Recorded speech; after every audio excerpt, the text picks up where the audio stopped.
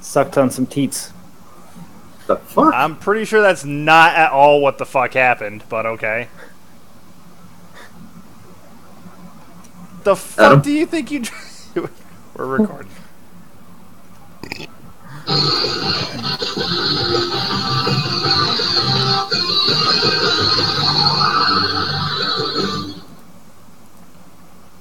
Last time on D&D and Alamar, special guest recap from Dave Arakowitz. Go. And back to Lawrence. Jesus Christ. What the hell?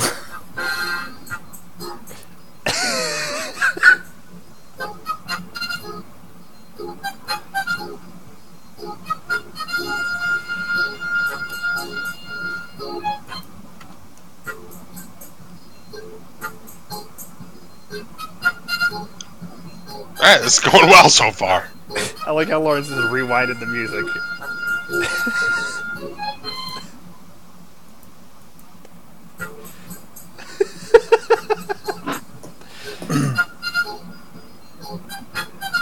See, I'm trying to even remember what happened. You're not the one that drinks. We found a town. Last time on D&D and Alamar, the party, waking from their camp on the icy lake beach, ventured onwards. Took them not long before they found the mines. The walls shattered. Apparently frozen dwarves riding giant lion mounts, fleeing from the site. The party entered through a breach. Exploring the nearby smithy, they opted to ignore everything else. Gathering a few minor trinkets, and observing the frozen dwarves who were only vests, they ventured down into the depths. Eric's froze. Jay froze. Pavu froze. Beneath them, in an icy cavern with gold glittering from the bottom and a flame roaring from the snout, they encountered a massive red worm. Pavu wanted to fight it. Brief. The dragon made an offer. Jay accepted. Would they find? I lost my words there. It's alright, you did better than Dave was fucking doing. Yeah, dude, what the fuck was that? We found a town. Yeah. We found a town. An offer was made, a trick was played, and the orders were given to find the goddess's guardians and defeat them. And to release Defeat the goddess herself. or bring an egg to the warmth. Jay was given an egg in order to deliver it to the warmth. He was invited in to become part of the ranks of the dragon skalds.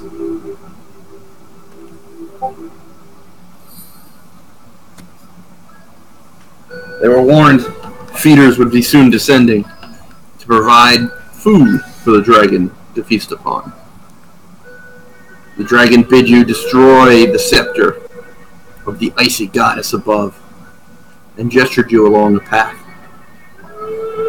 With some trepidation, the party faced the now upward sloping ramp. What would they do? What would they find at the top? We shall find out tonight. I like this music. This is good. Saving this one. That's good secondary intro music.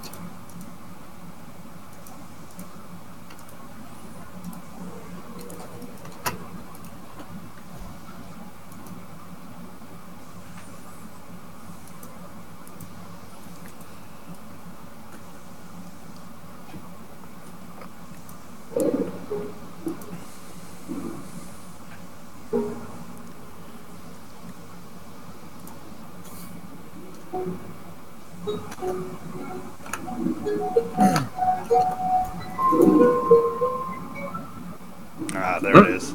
The Discordant Ice Cavern.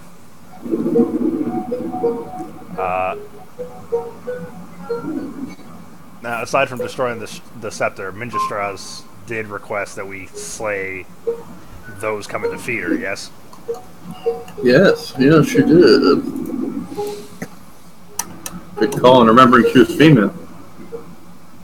Well, I remember you specifically correcting me on it last session, so...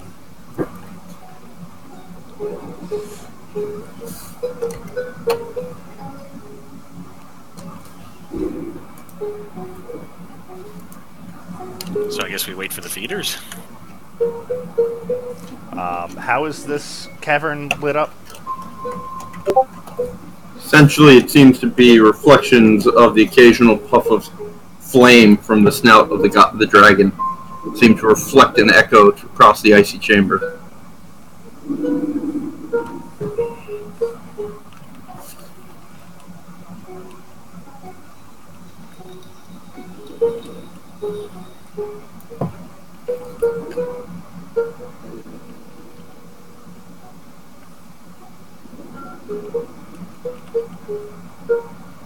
So, I'm gonna say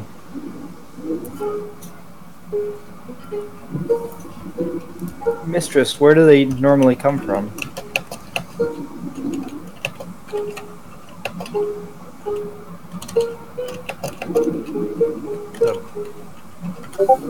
You're at the entrance to the ramp up. You've stepped away from the dragon. Unless you're Okay. intending You've to already turn gone. back and go re-inquire. No, it's okay. You're welcome to, I just want to make clear. Yep. So, should we move away a little and wait to set a trap? Or just keep going until we meet up with them while they're approaching? How wide was the tunnel? The entrance where you are currently standing is about 40 feet across, about 15 to 20 feet tall. It's not too bad.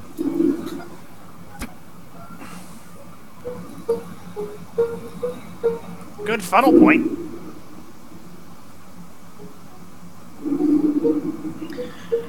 I'm inclined to agree. Shall we wait here?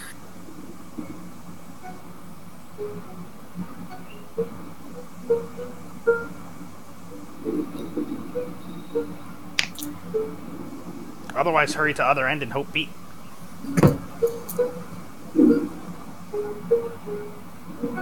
Alright, let's just press on. Let's go. Alright. As you head up the ramp, you note that the ground beneath your feet, though clearly rock beneath the icy layer you tread upon, you note that it appears to be rather slick, at least at the bottom, where the warm breath of the dragon seems to melt the ice before it refreezes, causing your footing to be quite shoddy and your speed reduced. I need athletics dexterity-based checks from everybody as you attempt to ascend.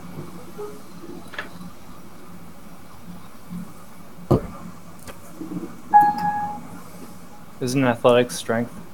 Athletics is whatever it happens to be. In this case, it's dexterity. Okay. Any skill can be any attribute-based. I thought athletics was strength and acrobatics was next there. Generally, any skill in D&D 5th edition can be based off of any attribute depending on the circumstance. Okay. So you're going athletics dex? Say you want to do something and be very showy and impress everybody. That might be a charisma-based athletics check. It all depends on what the circumstances are and what you're trying to do. In this case, it's dexterity.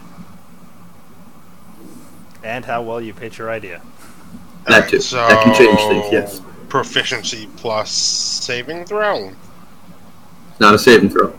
No, So just proficiency. Proficiency plus the skill, plus the attribute. yeah. So basically, it helps if you're trained in it, but Assuming your proficiency applies to it. Well, Yours probably does. my proficiency applies to athletics, but it's Yeah. strength based.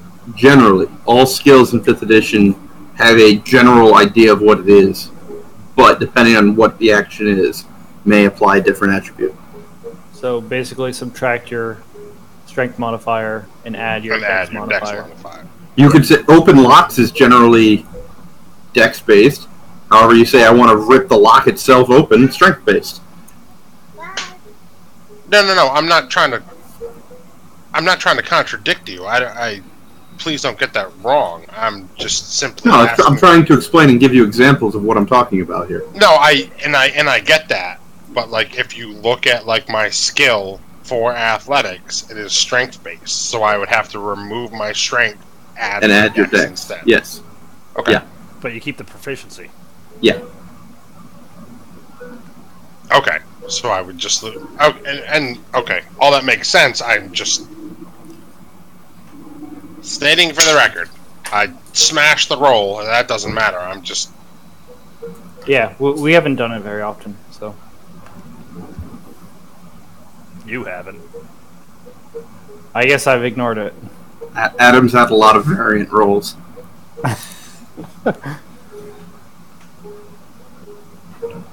Alright, you all managed to climb with ease.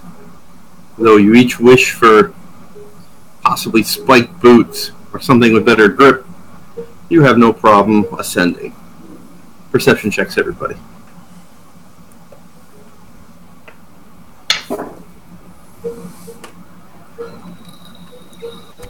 You'd think I'd fucking remember what my perception modifier is and roll it so fucking much, but nope. Nah. Why would you want to remember that? Yeah, I always have to double check it. I'm like, perception. Fuck, what was my bonus? Alright. Each of you save for the door. Note a slithering, sliding noise coming downwards in your direction. Just as you get a good glimpse, you note what appears to be 4 snake-like creatures in icy blue, scaly flesh, each of them seeming to give off wisps of cold and ice. Their front halves raise up to an almost human-like torso, with icy blue arms gripping spears in one arm, and the other dragging between them, attached by chains, what appears to be a large hunk of meat. You're not quite sure the origin thereof. Their faces appear almost fish-like, as tentacle-like appendages seem to emanate off their face, free-floating in the air. Even their breath puts out puffs of cold. Beady yellow eyes rest within their faces. As you look at them, you can see their chests fade to sky blue, and as you go to their back, it turns more to a dark azure. They hiss at the sight of you. no. I don't want to drink it. And none of you speak their language, so initiative.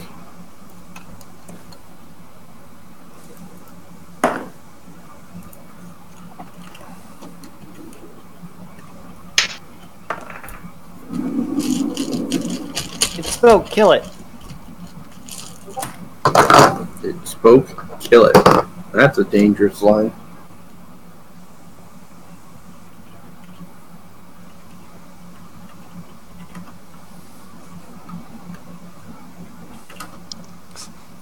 Even if we understood the languages, the odds of us fucking that up are pretty good. Alright. Brings us to the door. You were the first to act. You can see them on an elevated plane above you, about 60 feet away.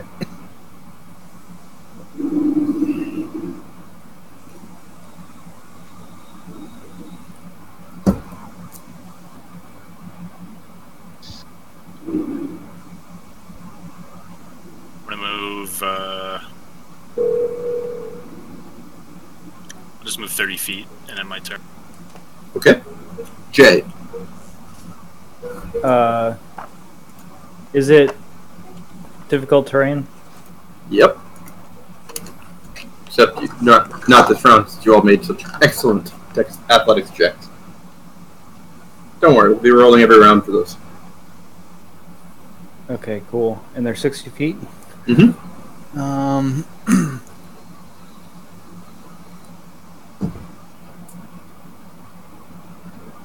Well...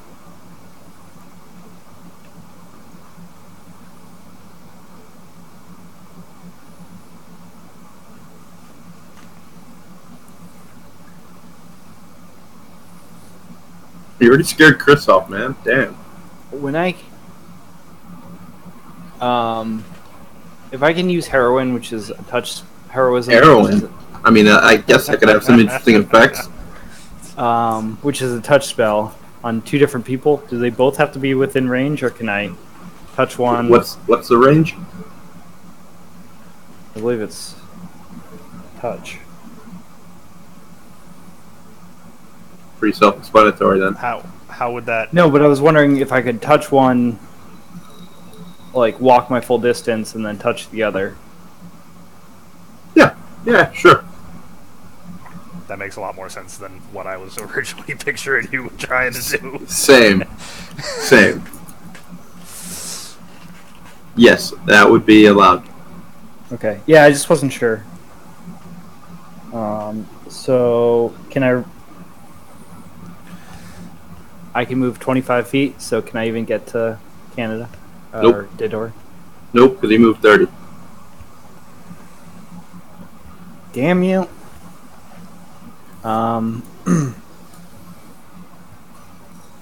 I guess I will just cast Heroism on Pavu, and then move 25 feet. You're not going to cast it on yourself? No, I can't. Yes, you can. Why couldn't you? Do you not know how to... Oh, got me. Oh, you're right. Fuck. You mean I could have done this? Yeah, A God lot. damn it. yeah. Yeah, Noted yeah, you myself could have. for the fucking... Yeah, you could have. I assumed it was on other people. It was the fear you didn't realize. Mm-hmm. Too Yes, busy touch volunteering spells and can kissing be yourself. cast on self. Alright, well, I guess I will cast it on myself as well. And then I will walk 25 feet. What does this give me? It's 5 10 hit points. temp hit points every round, and immune to fear. Is it 5 new every round, or Yep. does it max 5 and it refills? So it's 5 and it refills every round. What? So, Those are 2 mutually exclusive.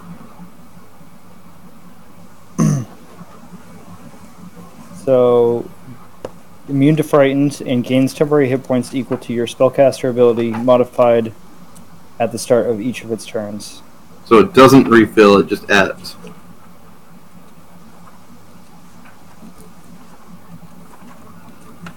I don't think it's additive. I think it's 5 that refills. Which book is that in? Player handbook, Page 250. 250. We're all getting super cereal.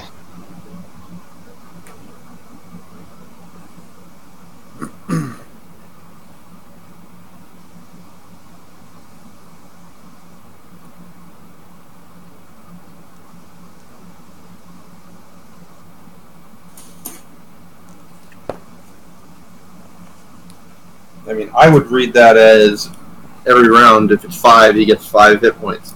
So if he doesn't get hurt, he has 10 at the start of the next round. Stacking, yeah. Yeah. But if he loses, gets hit for 4, then at the start of the next round he has 6. Okay, I mean, I read it the other way, but Yep. I mean, if you'd rather run it the other way, I'm okay with that too. But I think it's... I mean, obviously it's up to you. your call, Dave. We'll go with the DM's decision. If you want to nerf yourself, I'm not going to argue. No, we'll go with the DM's decision. It's Hold on. I mean, if you want, I can go dig through Twitter and find a Right. ruling on it. I'm sure it's been asked. Come here, baby. I mean, Is Chris not already all over that? He's researching right now. so you want to leave it up to Twitter or? I already told you what I was willing to leave it up to, and you seem to be interested in going with your way. I mean, I'm fine with leaving it like that. If I get an actual official ruling, then it's going that way.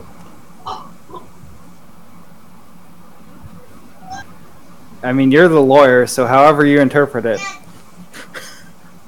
All right, Chris, you want to do that research? you're a I reasonable know you person, love that right? stuff. Alright, PHB, page 198. Alright. Healing can't restore temporary hit points, and they can't be added together. If you have temporary hit points and receive more of them, you decide whether to keep the ones you have or to gain the new ones. There we go. For example, if a spell grants you 12 hit points when you already have 10, you can have 12 or 10, not 22. Fair enough. You get 5. That's it. Tap. That refills every round. Guys, give me a second. See, Dave, if you had just said, "Okay, we'll do it your way," Because I thought I was right, man. Yep. arguing yourself into the grave. It's fine. Hi, Riley. Hi. Hi. Hi. Hello. What's happening? We're playing D&D. Where's Bert? Bird. Like a Who's pun. Bird? Where's what? Where's Baby like Penny. a pun? Where's Penny? Yeah. Penny is out with her grandpa eating dinner.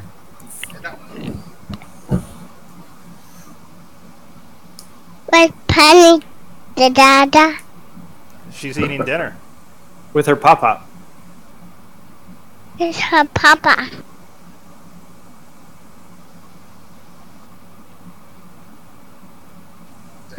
Bye. Bye. Bye. I love you. Bye. Bye. Bye. I don't know what Penny calls her grandfather. Grandpa. Oh, okay. Yeah, way to just assume that, Dave. Grandpa, like I Here. said a couple times. Way to just assume and Riley. implement your Hey. own words, Dave. What the?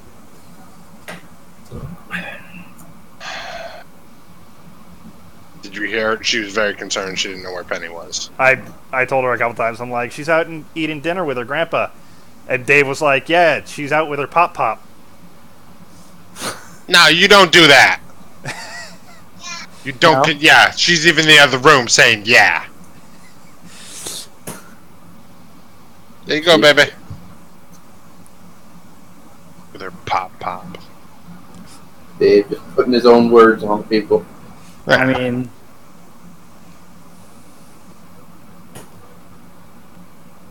I can't wait. I had a Jaju and a Pepe. Yeah, I can't wait for you to have kids and understand like how much this like fucks them up. God, Like- Dave. We're like pop, hop on pop. I'm like, no, never, no. Just Popsicle? Heap hop? Heap hop Yeah. anonymous? she's gonna be talking to me tomorrow. Where's pop? You don't have one. I want one! Ashley always makes fun of my brother and I because we call our grandmother. Grandmother? Yeah. Very old-fashioned. See, I had grandma, grandmom, and banana. My mom opted for Nana. Technically, my grandmother did too, but I never knew her well enough. She was always grandma. That was my grandfather's mother. I couldn't say grandma then, so I called her banana, and that's what stuck. I like it. I It's had- way better. I had grandma, which was my mom's mother, and then my dad's mom was grandmom, so that there was some sort of like distinction between them. Yep. And grandmother and Bravo, you're up. MMA. You French? Yeah, French Canadian. Explains why I don't like you. Nice eyebrow there, Chris. Right in front of my salad. Abu. Alright. So, slithering snakes coming down the ramp. They're 60 away, you said? Ice salamanders, yes. Whatever the... Salamanders? I thought it was the fucking like Naga-like race. They That's look what I like thought. that, except blue. Naga-esque, yeah. Right on. And you said 60 away, so Yep. I will move... I'll move 30. Is it on an incline still? Yep. If I were to double move, would I no longer be on an incline? No, you'd still be on an incline.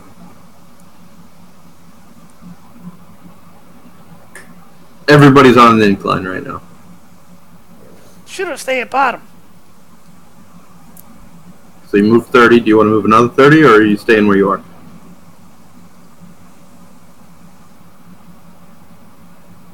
I will move 30, and then I'm gonna type you this. Uh-oh.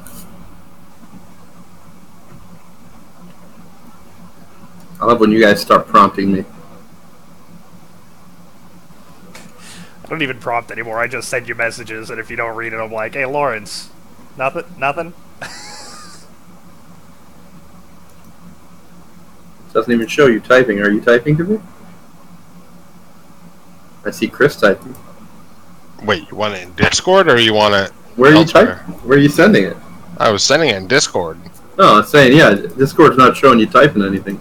That's why I commented. It's about to... What? Normally it does like the triple bubble on the side and says, hey, this person is typing. That's how I know. It alerts me when Adam's messaging me, or I would say Dave, but Dave never messages me. Every now and then Chris will. Dave's probably gonna have to start. No, Dave's going to ignore anything I send to him, and he'll be like, oh, I didn't notice.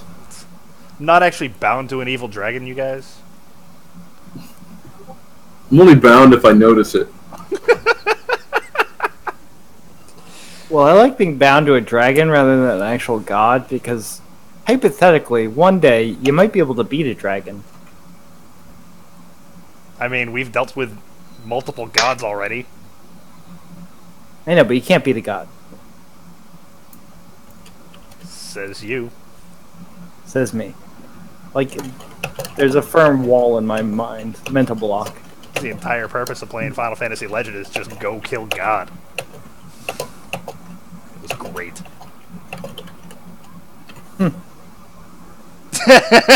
Chris.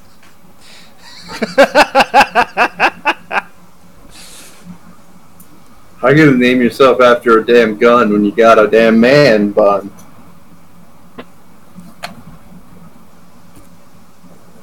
They keep playing that fucking song that rips off Fastball at work, and it just drives me nuts. Rips off harsh. I'm not a huge fan of Machine Gun Kelly, but the one that samples it. Nah.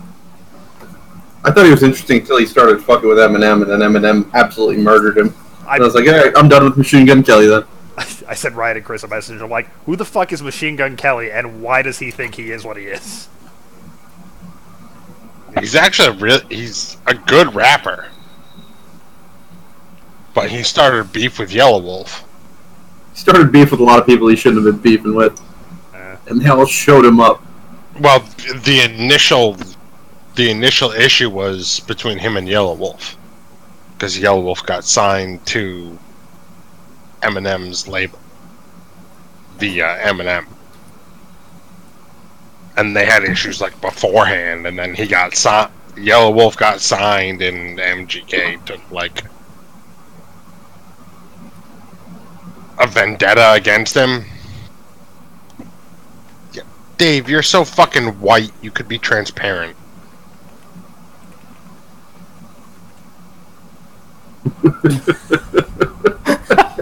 Yeah, Dave. Yeah. I figured it was like Yellow Card, the Yellow Wolf.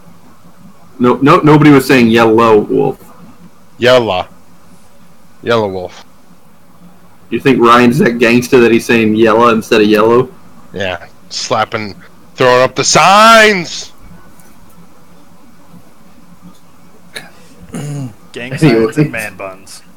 Eric's, you're up. It's not a fucking man bun. Yeah. By your literal definition, no, it is not.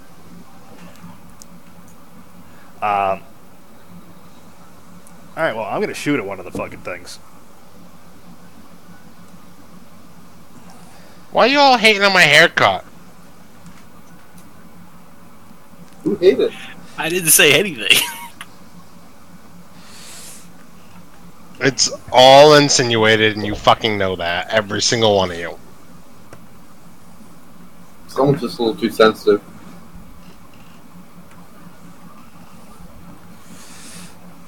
So shooting at one of them? Yep.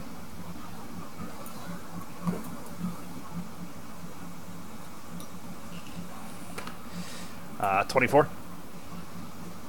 Hits.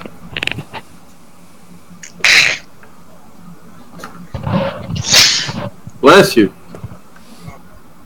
Bless you, sir. Sorry, I tried to pull it off in time. Blessings of Bane upon you. Second attack's gonna be a 22. Yep. So 10 and 10.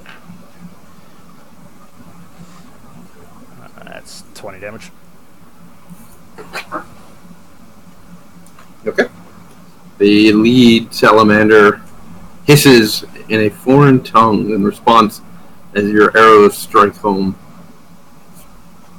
Your bow is magical, right? Yes. Okay. He listens to whatever his brother tells him to.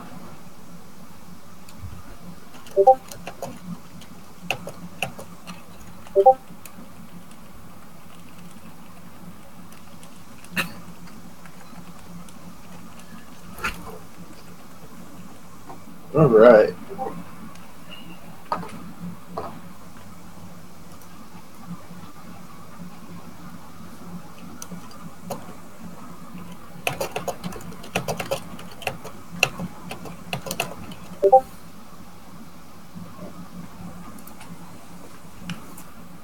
One moment, I need clarification on something.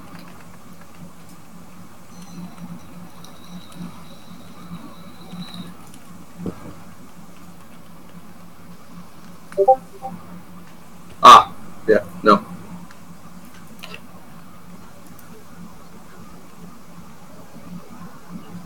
Alright, with a hiss, the four salamanders release the large hunk of meat and watch as it flies down the icy path, careening in your direction with violent energy. Everybody that moved, make a dex save. That'd be everybody but Eric's.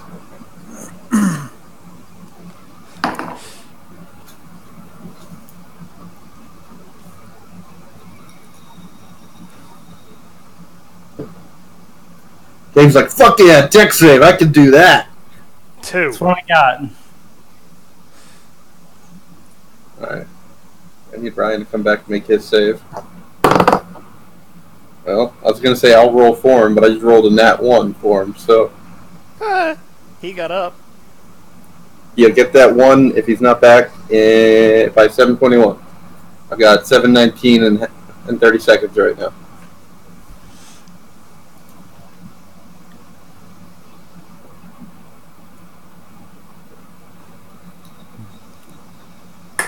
So in Magic, the elemental deck that I'm... Nope. That'll steamroll us right past the 721. Alright, fine. How was your guys' day today?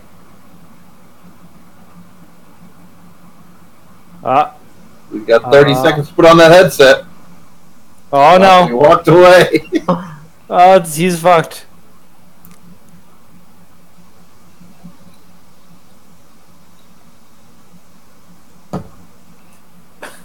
20 seconds. I think I'm being fair with this. 10 seconds. 9, 8, 7, 6. Roll a dex save. You're going to get the natural 1 I rolled for you if you didn't sit down and roll within 10 seconds. I gave you a minute and a half, and you were down to the last 4 when you got the headset on. Who, me? Yeah, you. Okay. Good return timing on your part. That was really good return timing.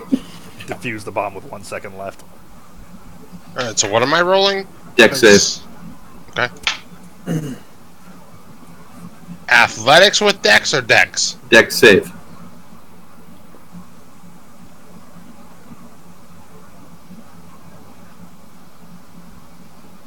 $10. Alright.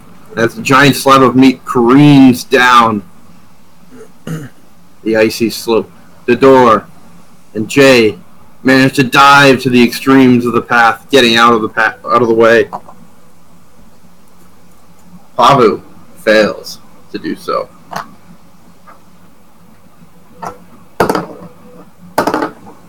And takes 9 points of bludgeoning damage as the meat slams into him, rocking off of it his stalwart stance, and ping-ponging down the hallway.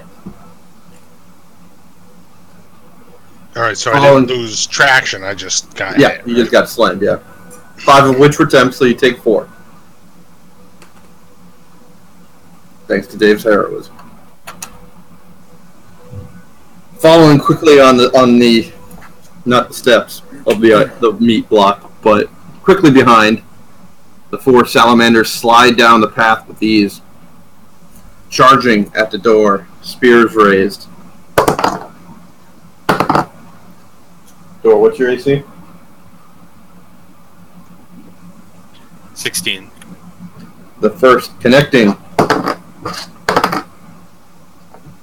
for 11 points of piercing damage and an extra 3 points of ice damage, cold, which you have resistance to, so you take 1 point of cold damage. Huzzah!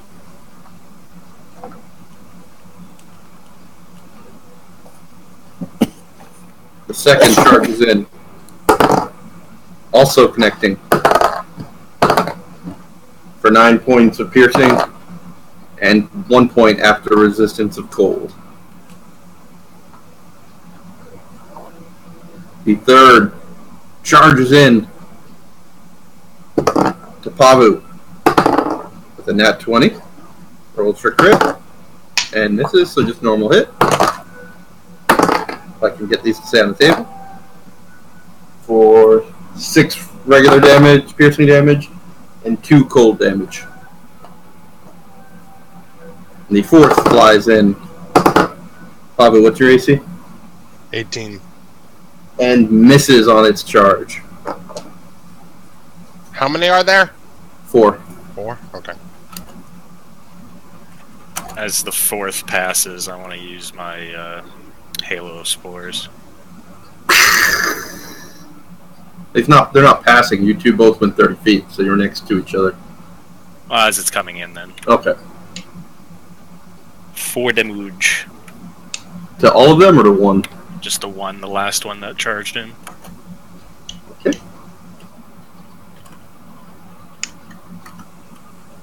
Alright, and with that, it is the door's turn.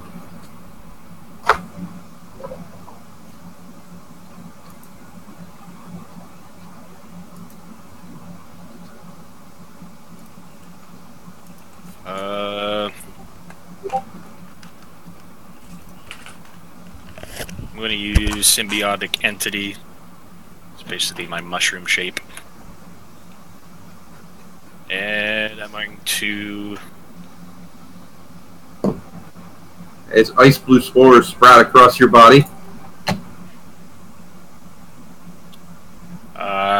Cast Shillelagh on my crook and swing. Actually, I can't do that with my I was club. going to say, that's a lot of actions, isn't it? Shillelagh is a bonus. Your wild shape, is that not an action or a bonus action? It's a bonus action. So that's 2 bonus actions, so that would be an action and a bonus.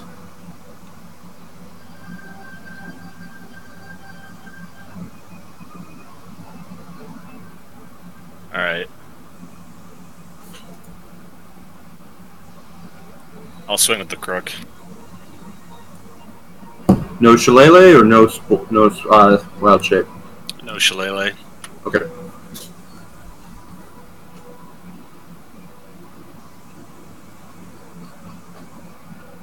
Right. Immediately before you, you have the one that has 2 arrows sprouting from it and 1 unharmed.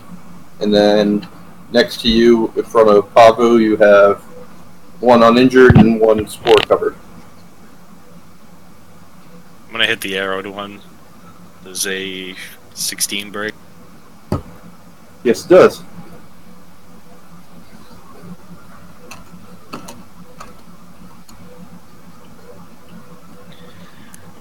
Seven damage.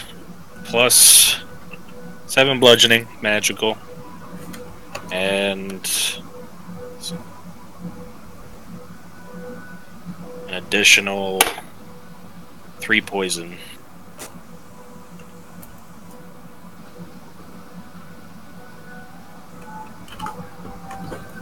Alright.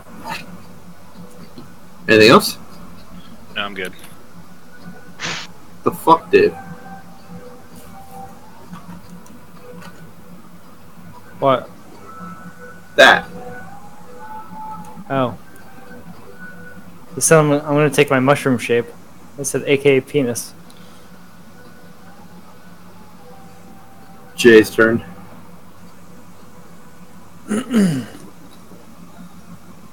I will move up and around to the side of the spored one Okay. and attack. Baton! Nat 20. Nat 20 is obviously Nat 20. Really? And I'm assuming a 12 does not hit. 12 does not hit. So it's just a normal hit. Yep. So that's 4 damage. I'll attack again. Do you have a magical weapon? Not with my main. Okay. Your blow seems to have a limited impact as it careens into the scales. And then 16. I mean, not 16. 24. 24 hits.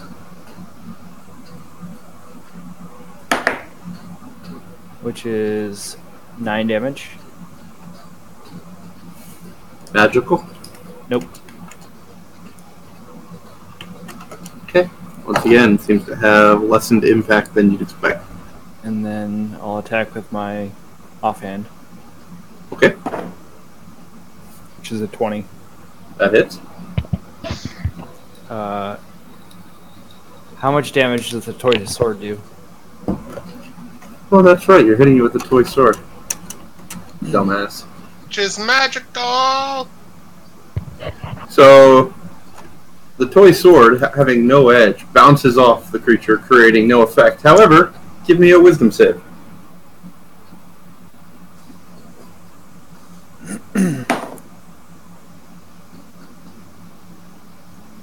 Eight.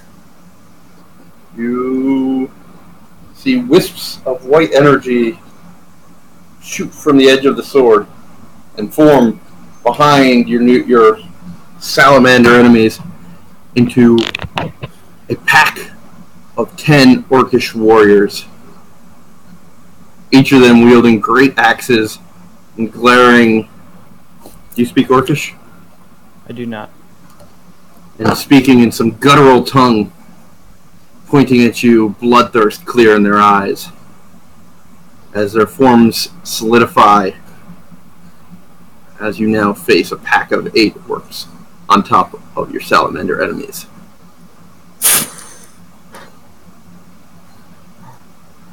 Sorry, guys. Nobody else sees them. Oh, fuck. Perfect.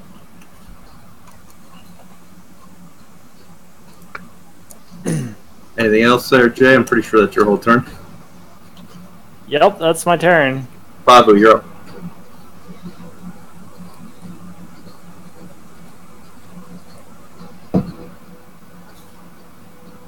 Alright, so... battle map. They're all around me, correct? You've got 2 in front of you with Jay next to you. On your right, you've got the door to your left and 2 more in front of him.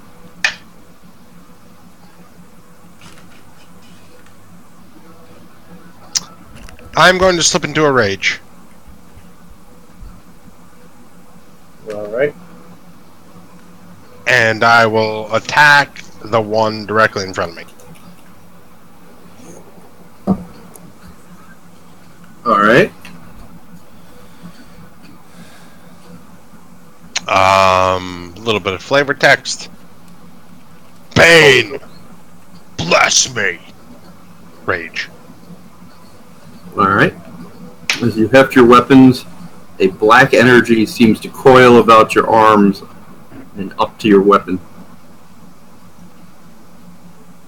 Attack with short sword of binding is a 19.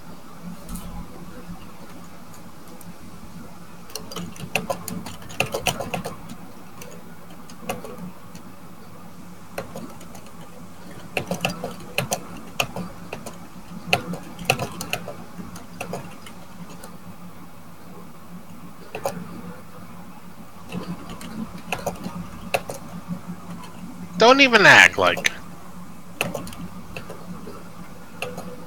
Just don't. No!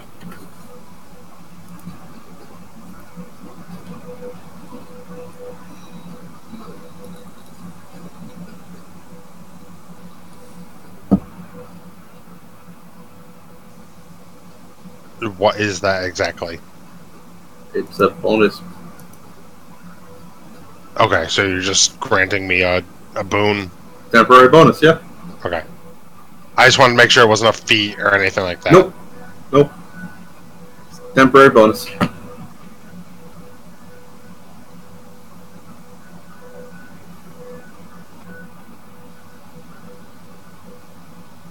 It applies to this attack roll, so you had a 19.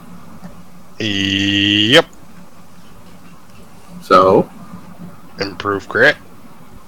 on this attack roll, Does an 18 break? yep. Okay. Crit.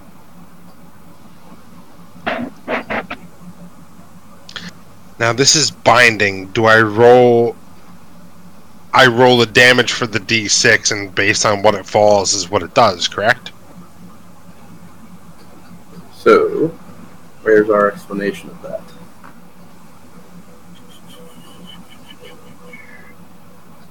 Short sword binding. On a crit, you make opposed wisdom saves. And if you succeed, then you roll a d6. This is not... The d6 for that is not your damage die. Okay. Alright, so I What's your wisdom roll save? hit crit and it's gonna be trash. Fucking 5. Wow. He won. Did you? You rolled a 5. Ugh. No, you lost against him, so. The Yeah. salamander wins. You were impacted by the spell Bane.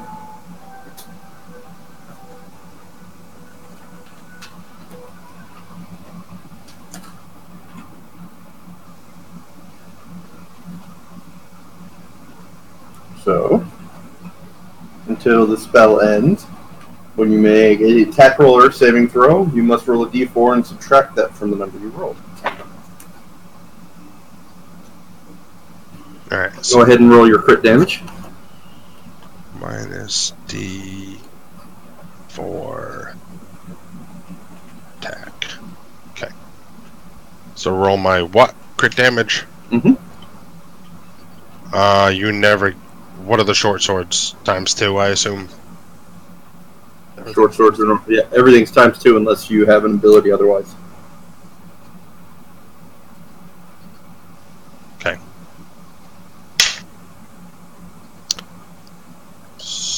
So 8 and 6, 14. All right. Your blade cuts into him. You feel the ill effect bounce back against you. Alright, and then I will attack with the short sword of wounding. Okay. Oh, I didn't add the 5 damage. What 5 damage? 5 damage on next hit Oh. with your main hand. Gotcha. So what, 17?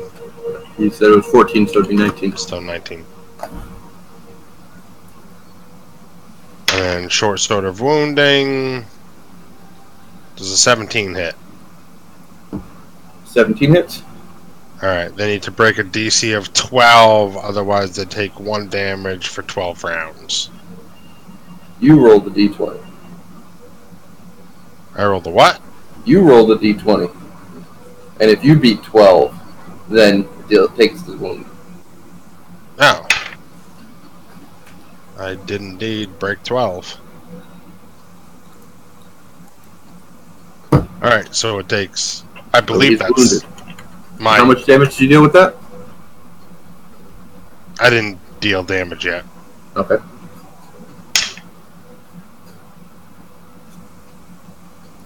Uh...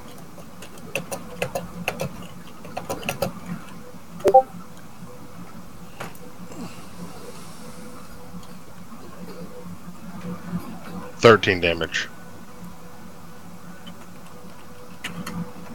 Creature gives a high-pitched hissing squeal at the blow. I'm sorry, my notes are shit right now. Anything else?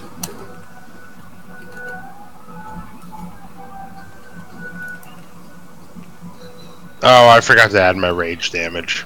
But whatever. Alright. Eric, you're up.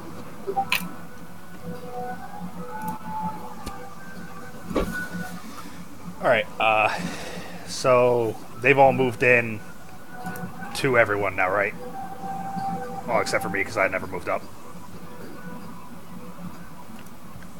Hmm? They all moved in, and... Everybody moved up except for you, yes. Alright. And the salamanders came down. Yep. Alright, can I reposition myself so that I'm not shooting possibly directly at the back of one of my party members? With a double move.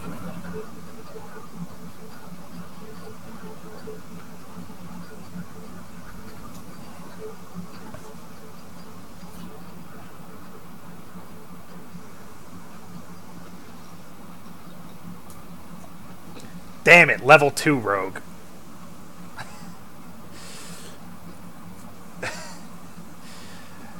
Alright, I'll just try to position myself to get the best shot I can and hit one of the salamanders. Okay. So you're going to move up slope then. Sure.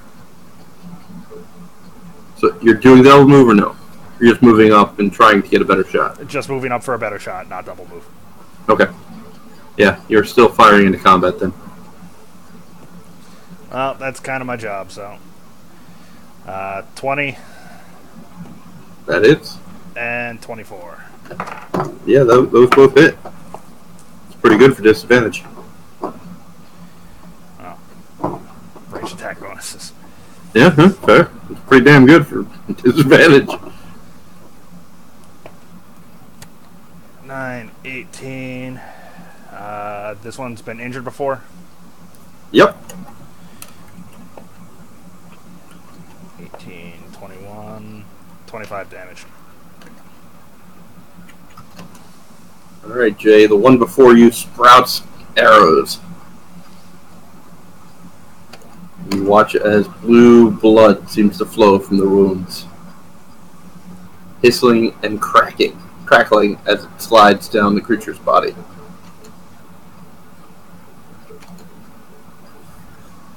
With a guttural roar, the four salamanders attack again.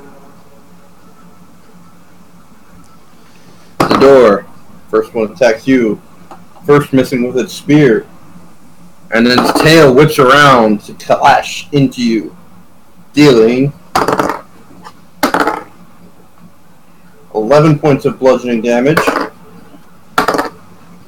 plus 7 cold, so 3 cold after your resistance.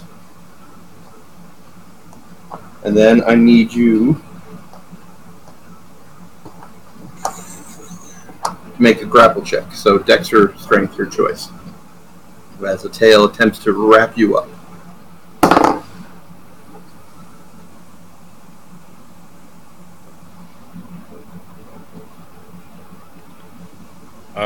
22 Woo! Was that strength or dex base? dex. Alright. With some slippery movement, you manage to escape the crushing grasp of the creature's tail. Slippery, like a snake, and as you slither out of its snake-like tail. The second attacks you, missing with its spear, and it's colliding with you with its tail. For 6 points of bludgeoning, and after resistance, 4 points of cold. And once again, a grapple check.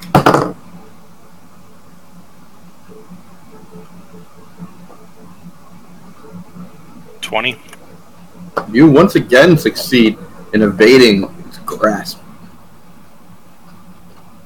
Pavu, the one before you, attacks. You said 18 is your AC? Right? You did. Yes. Okay.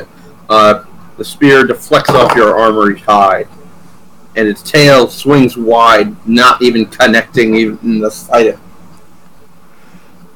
Will Jay be as lucky? As he dodges the spear and the tail. 2 piss poor rolls there.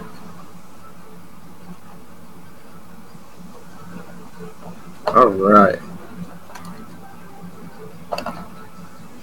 And Jay, the one before you, attempts to slide away, heading back up the tunnel. Pavu and Jay both get attacks reactions if they'd like. First attack is a 20. Hit. I got some ground chicken because it's on sale for $2.99.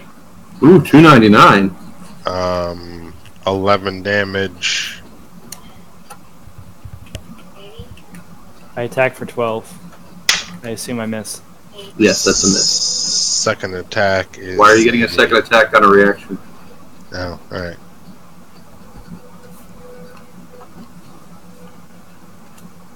And with that, the salamander slithers 30 feet further up slope. I'm going to throw in another 6 necrotic on that as it starts its turn. Fair enough. It seems to flinch as the spores seem to grow larger across its scaly flesh. And it's the door's turn. I'm going to use Sanctuary. Sanctuary! Alright. A holy beam of cylinder of light encompasses you, granting you an immediate sense of well-being and safety.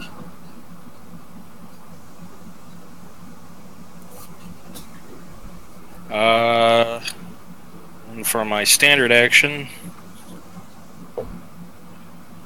Pablo, are you hit yet?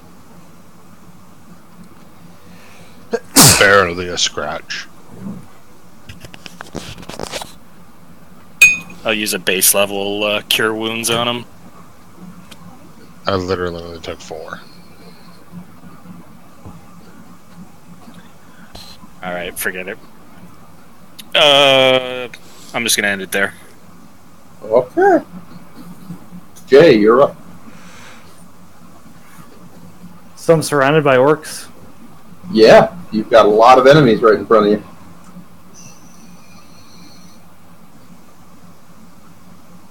I'm going to say in common.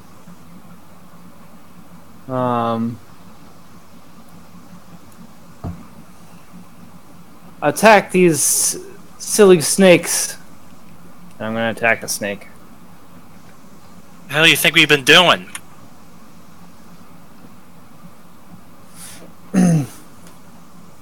Not you, the orcs.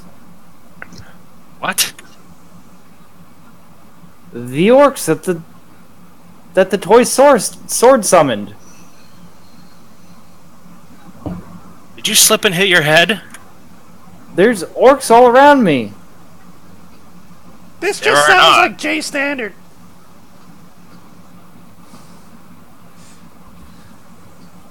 Anyway, I'm going to attack the nearest Naga Salamander. thing. Salamander. 25 Hits. for 4. And 25 for 6. Alright, once again, your weapon seems to have limited effect. Are you attacking with your offhand? Let me check real quick.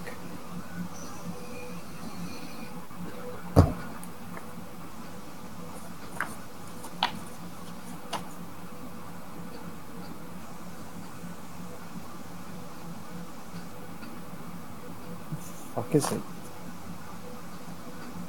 Sorry, I'm trying to see if my defensive dueling takes a reaction or a bonus action. I think it's a reaction.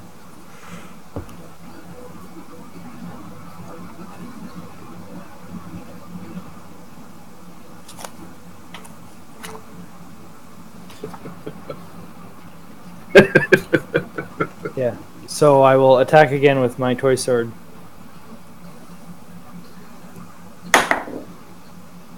Uh, 21. Alright, once again, it seems to have no effect as you see white energy wisp out from the tip of the sword. Give me a wisdom save.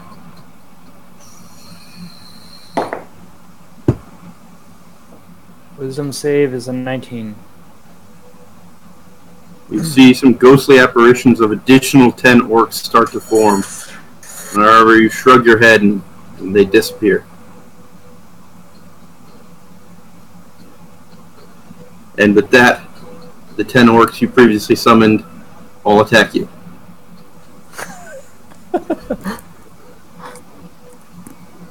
Give me 10 wisdom saves.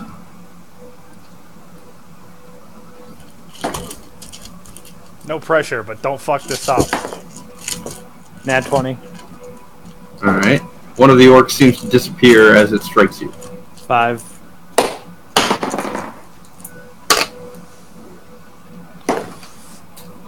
11. 16.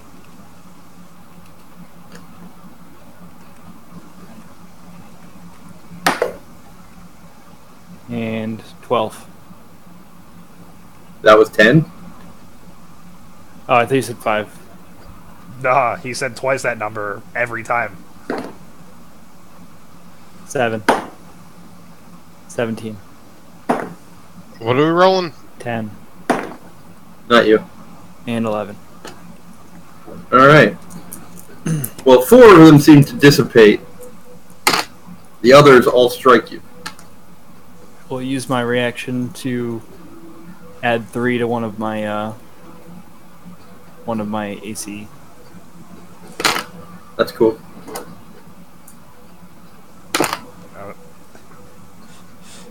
As you take 11 points of damage, as you seem to be slashed and stabbed from all sides.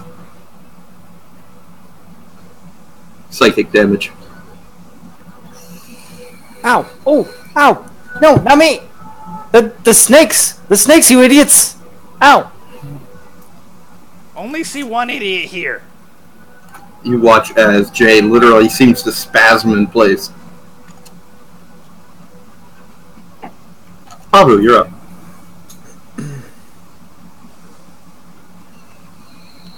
All right, so I have one in front of me now. The other one ran away.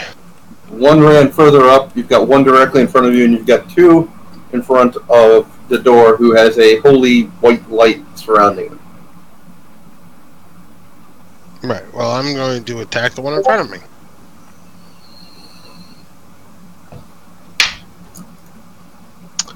Does a 17 break? It does.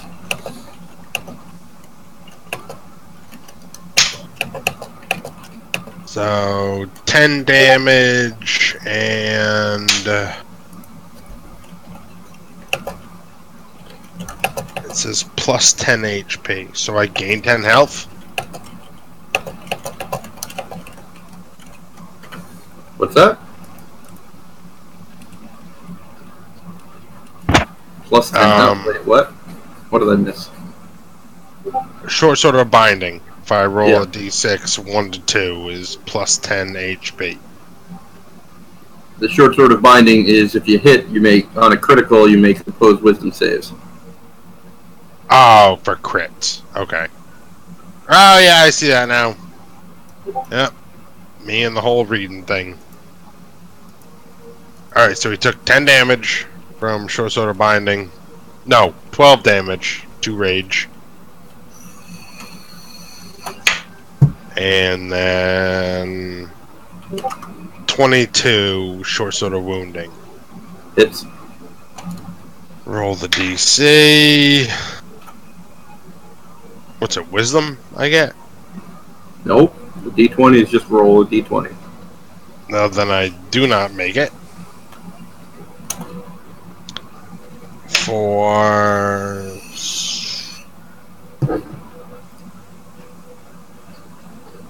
13 damage. Alright, it's definitely, 13, 14, 15 damage. Sorry, I keep Sure. forgetting my rage. as your blades strike home, the salamander definitely has seen better days. As you can see, multiple large gashes leaking brilliant blue blood across its flesh and down onto the icy floor.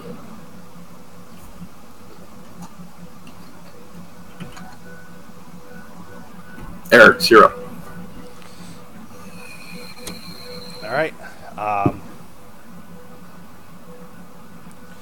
So there's 3 right in front of me and 1 fleeing 30 feet away.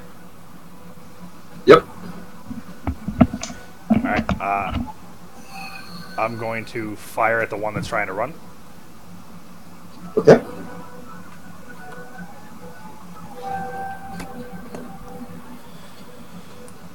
Crit threat. 20 breaks, I assume? Yeah. Yes, it does. So that's a crit with this bow, which I haven't gotten yet.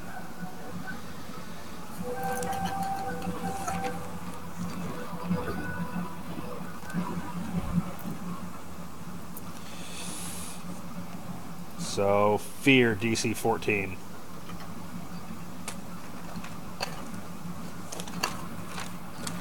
Sphere DC what? 14? Succeeds.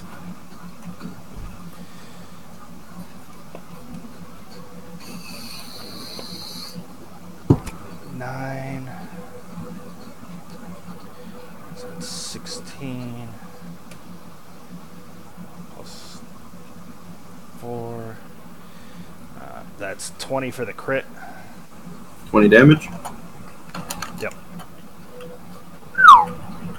Alright, you see the salamander visibly stagger under the blow as it's pierced something vital. Still standing. Still standing. Second arrow. I'm still standing. Yeah. That's a hit. I'm still standing. Yeah. 17 damage. Never mind. As your second arrow strikes home, it seems to pierce what would be the back of its neck, if it could properly be said to have one, and collapses face down onto the icy floor soundlessly, as it slowly starts to slide down the ramp back in your direction, as it slicks up its own path, as the blue blood leaks from it. Cool. Is it a humanoid or a beast? No. Monstrosity, probably.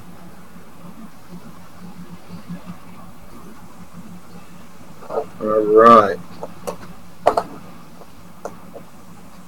The arrowed one before you, Didor, raises its spear. What do I need to roll to try to attack you? Wisdom. What's my DC? Reminding myself now. I think I'm just going to let you sit in there. Absolutely not. Anytime he casts Sanctuary, I just picture Get Smart with the Cone of Silence. 15. Wow. My 14 is not good enough. Damn! That's so close. Its spear visibly seems to try to strike you, but he can't bring himself to do so. Does he lose his attack, or he just can't attack you? On a failed save, the creature must choose a new target or lose the attacker spell. And it turns, twists, and thrusts the spear at Pavu. Missing, but connecting with its tail. It's kind of interesting / fucked.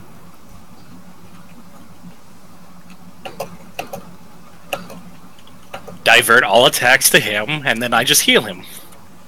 No, not what you're doing. That it could full-on attempt to attack you, fail, and then just turn and attack someone else instead. As long as somebody's close enough, yeah. Yeah, if I was like so low, that would have been diverted.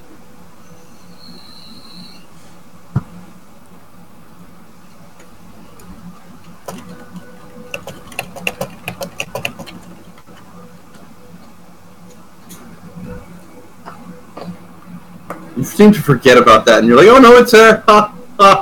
That's not a concentration, is it? It's a duration. It's both. Oh.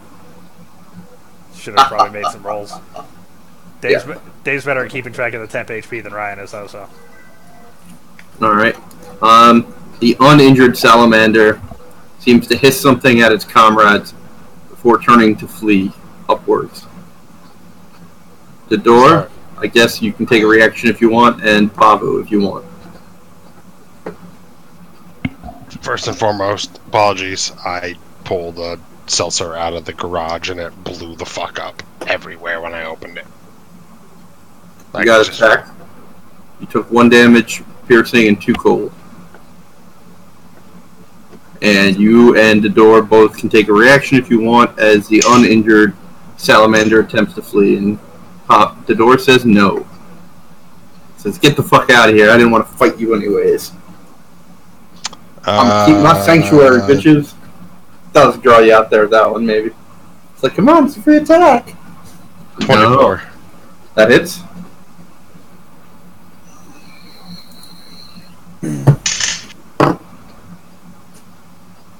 Um, 11 damage. Alright.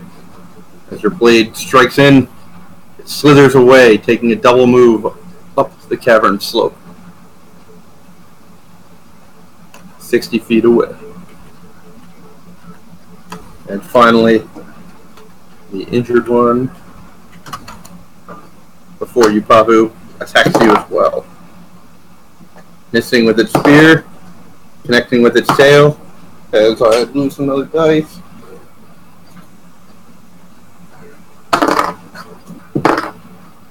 Dealing 8 points of bludgeoning and a reduced 6 points of cold. And I take reduced on bludgeoning for rage. Oh, okay. So yeah, half that. So total was what?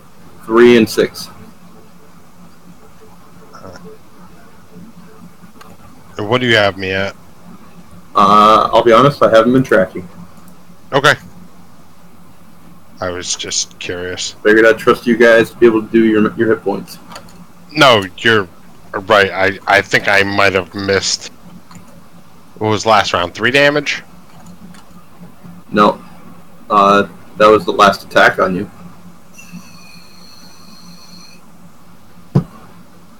No, you just dealt me I- 9, but before that you dealt me... I dealt you 3 in the same round with a different attacker.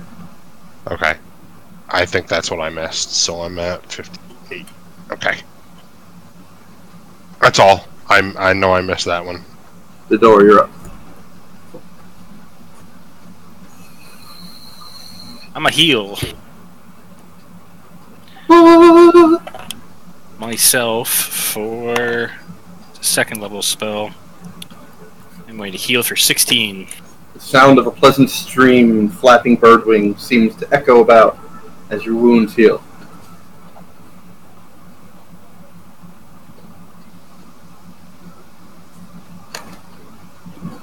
And I end my turn. Jay, you're up. Assuming I still have orcs around me, right? Still have 6 orcs around you. Alright, I'm gonna start attacking them. Oh, great. I can't wait till he hits us. 23. What's your armor class? Mine? Yep. 14. Yep, it hits. I'm confused. You're going crazy! And 17. Yep.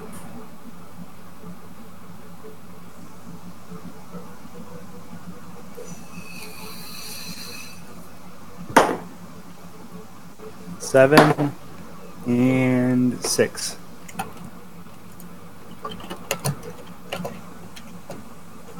If he knocks himself unconscious, this will be the greatest day in D&D ever. How much damage? 7 and 6, so 13 total. Alright. All to 1 orc? If he doesn't fall, then yeah. No. You don't get that information before you make your second attack. Yeah, you do. You rolled your second attack already. Alright, then 1 to each. Okay. Neither seems to fall, though they both stagger.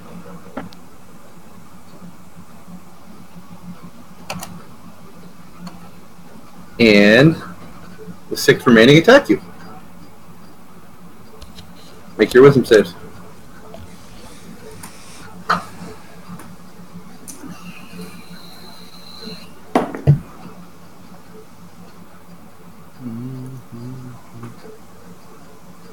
What did the script on the toy sword say to you? I don't remember. Might help you in understanding what's happening here.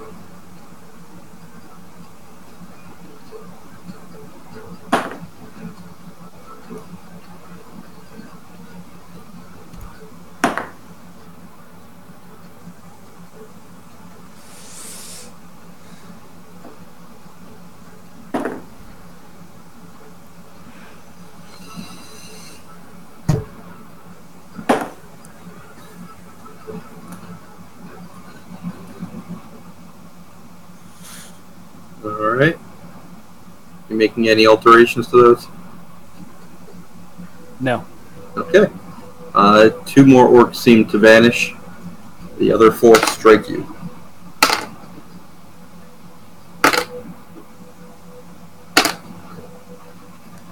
For a total of 8 psychic damage. As once again you feel battered from all sides. As the 4 remaining orcs square up around you,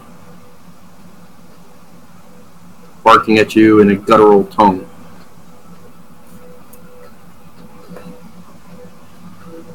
The rest of you see Jay literally flailing at air, slashing and grunting, and then spasming as he seems to be wounded. Think dragon make fleshbag crazy.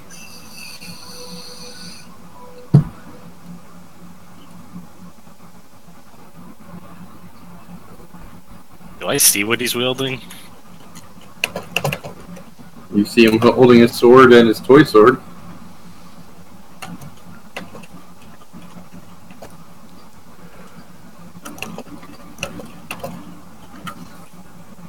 Wow, my connection just dropped red.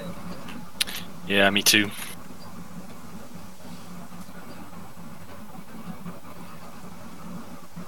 Nope. Not at all what it said, Dave.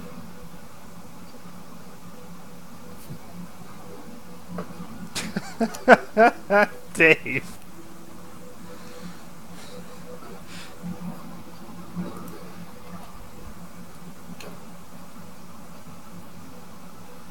It auto switched me to US West. Oh, when I clicked on it, is that a thing? I don't know. I'm in US West now, and I've got full bars again. I was in process of doing similar, so Same. I don't know.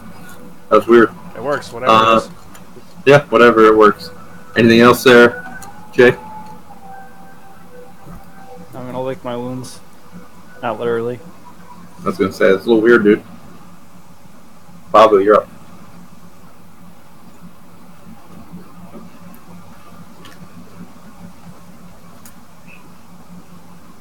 Muted.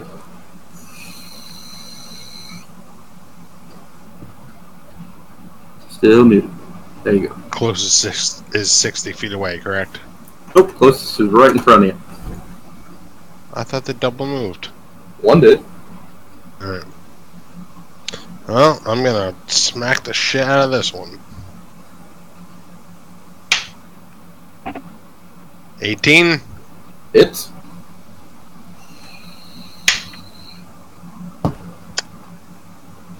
$11 damage.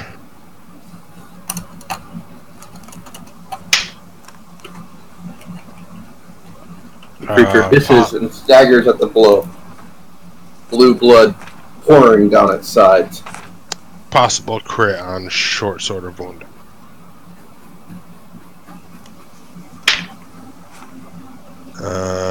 Yeah, 26. That's crit.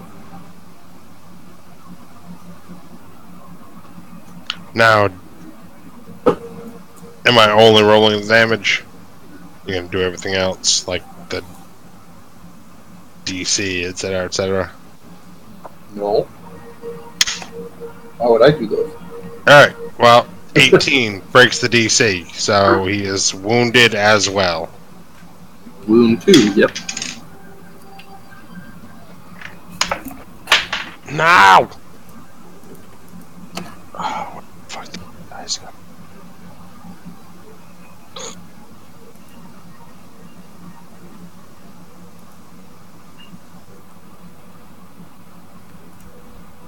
Alright, so first attack is 5 damage, 7 damage, and second attack is 12 damage. So 19 total. Alright. As your blade slices through the air, it also seems to part the scaly flesh around its neck with ease, causing its head to snap back, only partially still attached. Nearly The form slumps forward, gushing blue blood in a miniature geyser, coating your knees and feet as it falls to the ground, slowly sliding past you on the icy slope. It's about this time that you see the corpse from further up start to slide within range as it continues its downwards descent. I yell to the heavens, Bane!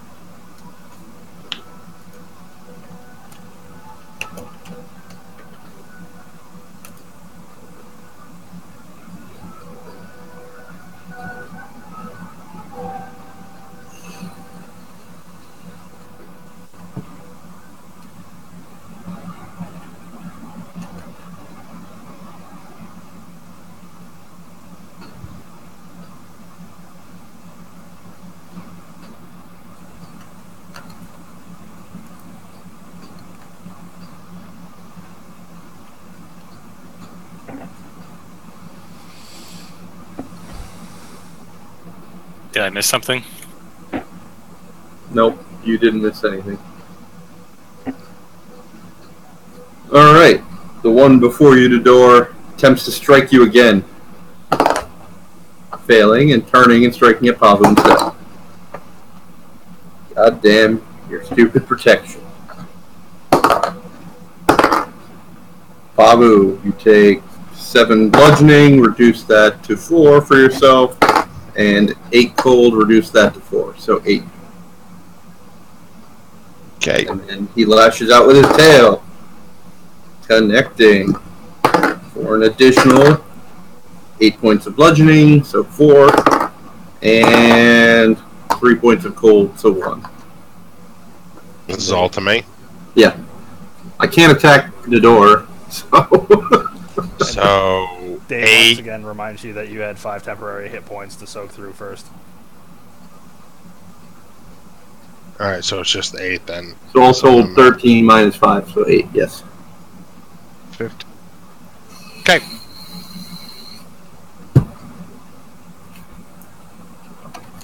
The other one, further up the slope, disappears out of sight as it continues seeming to run up the, or slide up the slope. And as the ice becomes even ever more slippery with the addition of the blue blood, everybody give me a dexterity athletics check.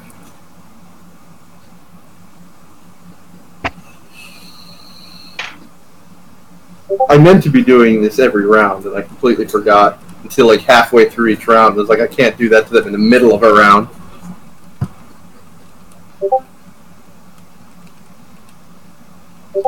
Chris is like, whatever, I'm gonna sanctuary, bitch. Yeah. Whatever, Adam?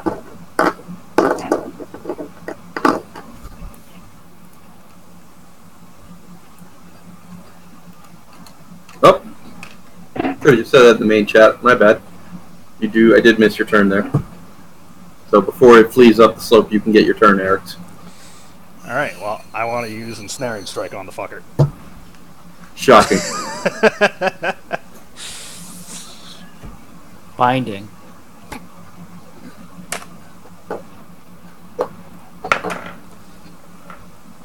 That's a 22. Yeah, that hits. What's my DC?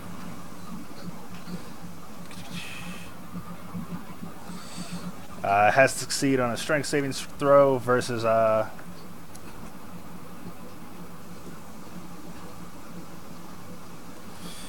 15. It fails. Damn it. Ha! As your arrow strikes home, sprouts into many vines that seem to sprout from the arrowhead and from the ground beneath it, somehow piercing the ice to wrap around the snake-like creature, binding it in place.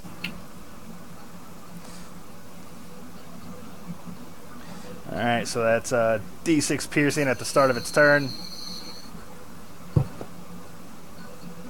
10.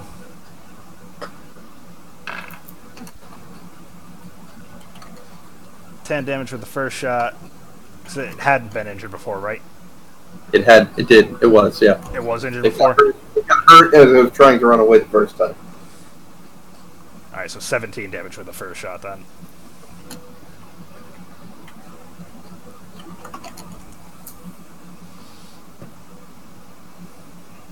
Uh, 19 It's for another 17 damage. damn, dude. Archers are no joke if you spec them right. I haven't even put myself in position for sneak attack yet. I haven't even begun to spec. I never did sneak attack on Badger. Well, Badger went druid, I went rogue. Yeah. Alright, well, what's your athletics check there, Eric? That was a 17. Alright. You maintain your footing and go ahead and roll the d6 for the start of its turn. 4. And can it make a roll to get out? Or is it stuck? Let's see. Can make a strength check on spell save DC. So, yes. Alright, it succeeds on that one. And so it gets its whole turn, or that's its movement, or its action. as an action? Doesn't specify. It says It doesn't say. creature restrained by can use its action. Okay, so yes. Okay. So yeah, it moves 30 feet further up. It's still visible, though it's clearly getting away, seeming to get away. Happy, you stopped 30 feet of its movement and dealt a shit ton of damage. Alright, the door and Eric's maintain your footing, having no problem. Pavu and Jay, you find your footing harder to maintain. You are now considered in difficult terrain. And with that, Tador, your turn.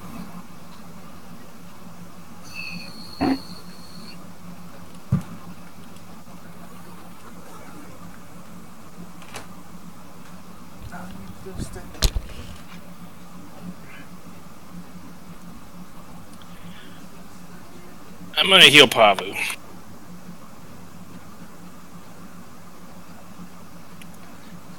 Second level spell for 14.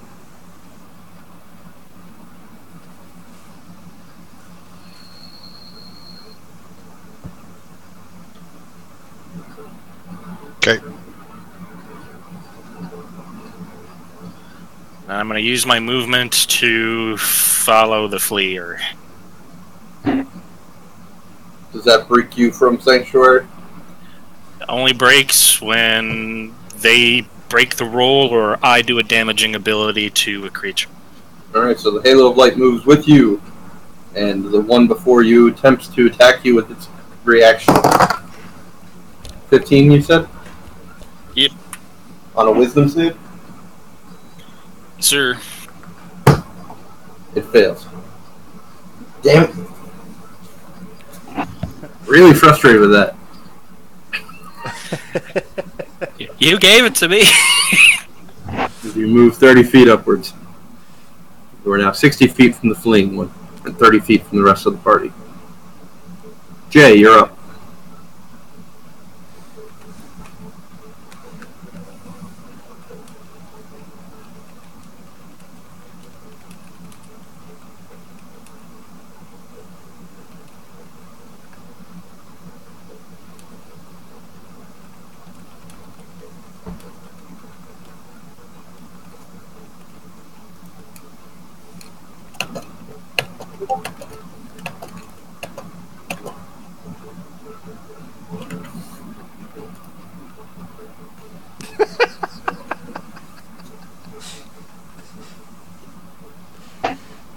Yeah, I didn't realize that, Adam. Seems to be what I've done. You gave him exactly that.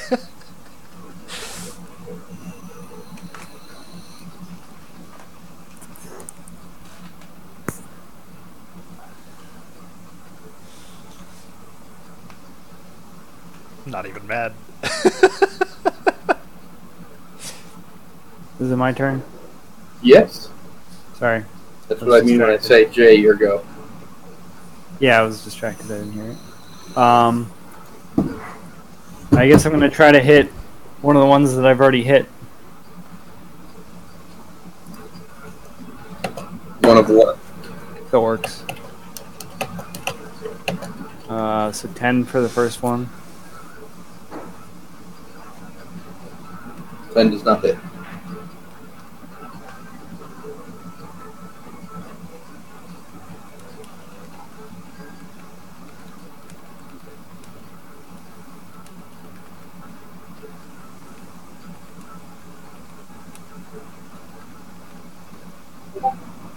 Oh, I missed that. And a 15. The second. 15 hits.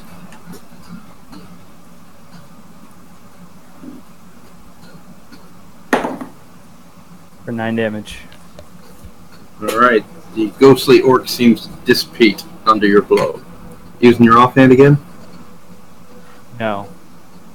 Anything else? He's learning. No.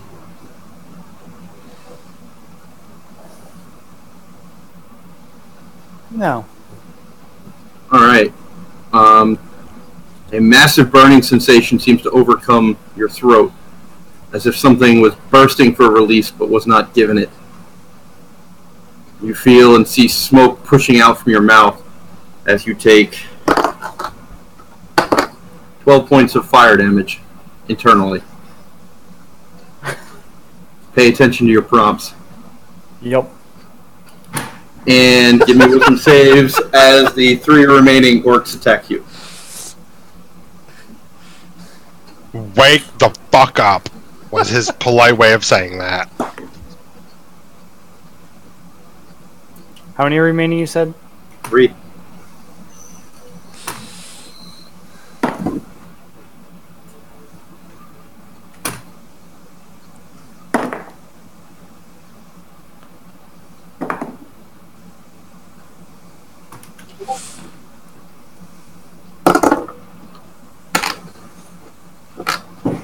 Dave's gonna kill himself. As all 3 orcs attack you for 9 points of damage, psychic. Yeah, Dave's just taking a lot of mental and internal damage right now. Yeah, all self-inflicted.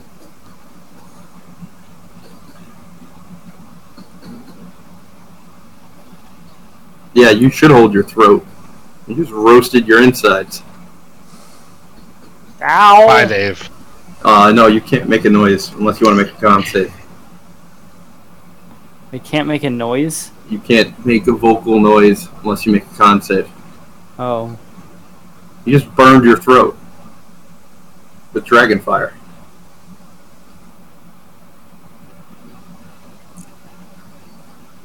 Alright. Dude, check your prompts. I prompted you like 4 or 5 times. I got nothing. And then your turn, I gave you extras and be like, hey, here, hey. Yeah, and then And I saw waited and after... said, do you want to do anything else? No, okay.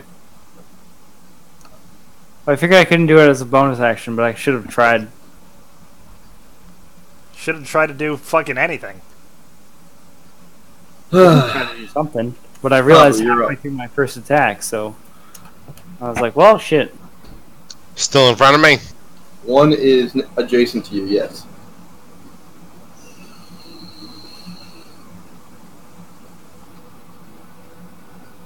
Adjacent to me if I were to He's move. not directly in front of you, he's over the side here. He's in striking range, yes. Okay, but if I slip, can I give advantage to me and someone else? If 2 people are attacking, get advantage regardless of where you are around them. As long as you're both attacking that individual.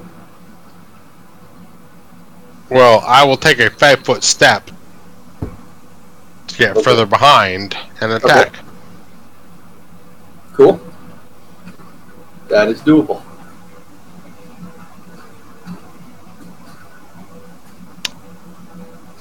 First attack is a 10. Does not hit. Second attack is a 18. That hits.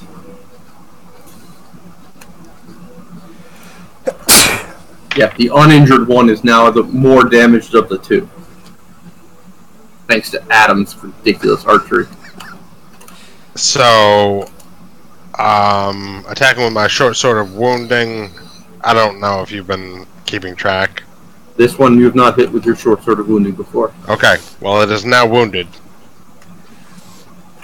Okay. And...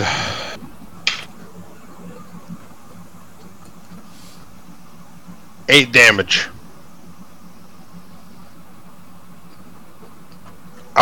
8, 9, 10 damage. Because I'm raging.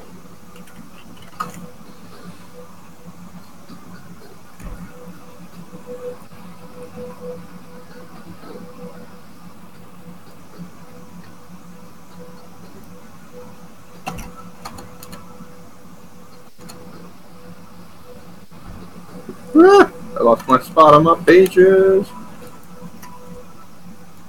Alright. 10 damage. Got it. Your blade strikes home. And you note that you nicked something important as blood starts to pour freely from one of its wounds. Anything else?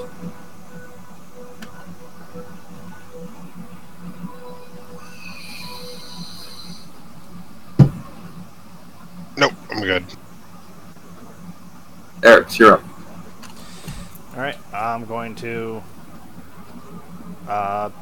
move 30 feet towards the one that's trying to flee and shoot it. Moving up 30 feet and trying to shoot. Got it.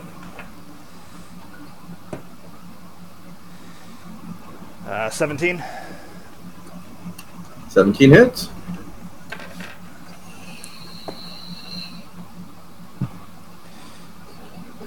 That's 10 damage for the first shot. 28 to connect with the second. That hits. This one for 18 damage.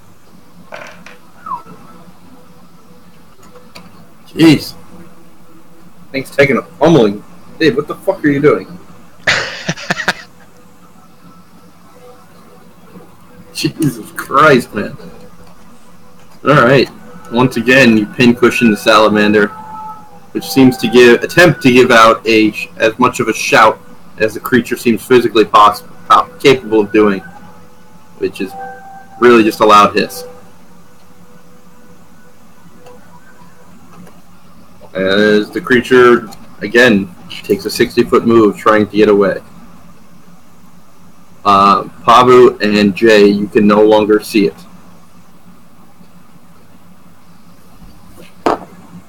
Jay and Eric's, you can spot it. It's visible still to you. The door. But there's Sorry, not wait, one in front of me, right? The one in front of you didn't attack. My bad. That one's attacked me before. It's your turn to door. That attacks Pabu, connecting for 11 piercing. So 6 piercing. And damn it. I gotta get a dice tray or something. Been dropping all over the place tonight. Yeah. And 1 cold after your resistance. So 7 total. Yeah. And then it attacks with its tail, connecting. For 1 point of bludgeoning. 10 hit points. And 3 points of cold. And then it attempts to grapple you, so give me a opposed grapple check.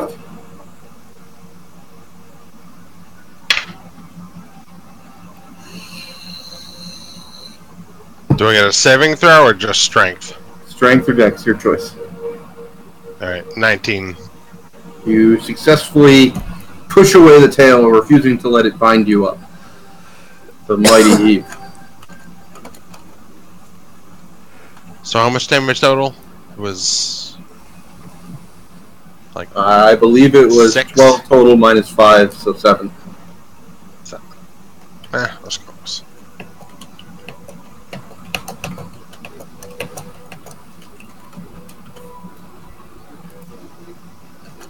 And the door is now your turn.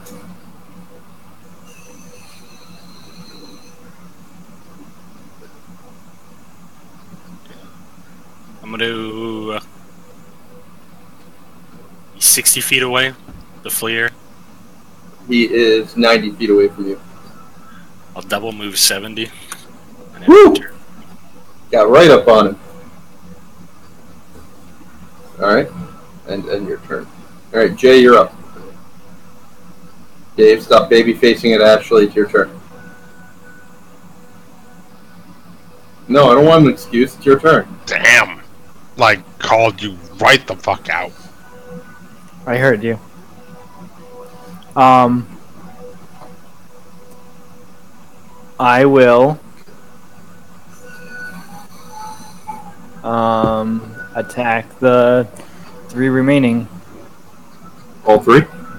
Well, no, I'll attack All the 3 one at that I've once. hit before. Okay. For 24 That hits.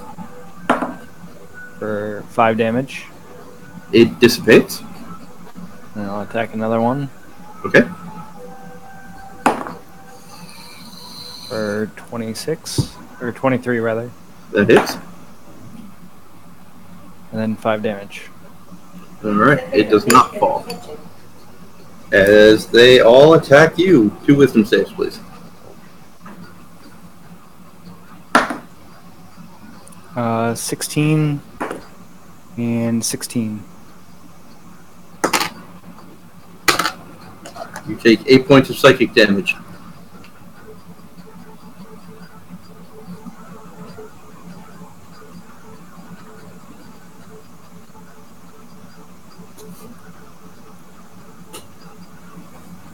Jay, what's your hit points at? 21. Of? 49. Alright, Jay is definitely looking a bit haggard, though it's not clear why. What the fuck is that?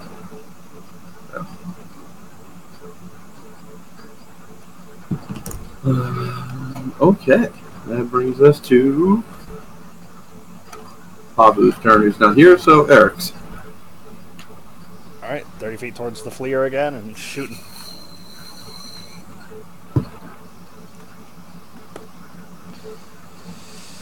.22. That hits. 15 damage. It drops. The arrow strikes its back, and it starts its slow descent back down.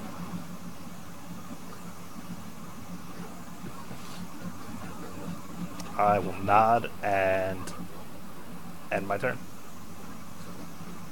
Alright, still no Pabu. Got some come back. So, the salamander gets a free attack roll turn. Though it might not have gotten one. Oh, it probably would have survived.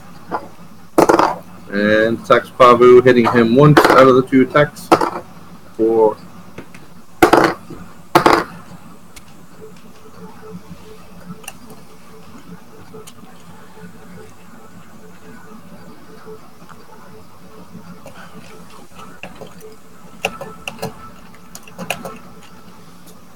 Ryan, you take 2 damage after all your mitigation, and now you're back, so you can have your turn.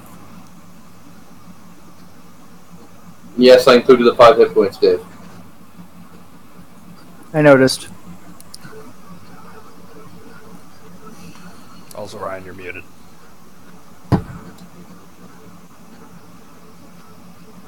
Yep, I know. Thank you, though. Just making sure. So, still directly in front of me? Yep. Let go! 17 on the first attack. That hits.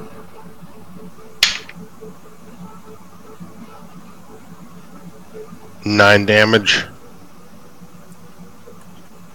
Alright.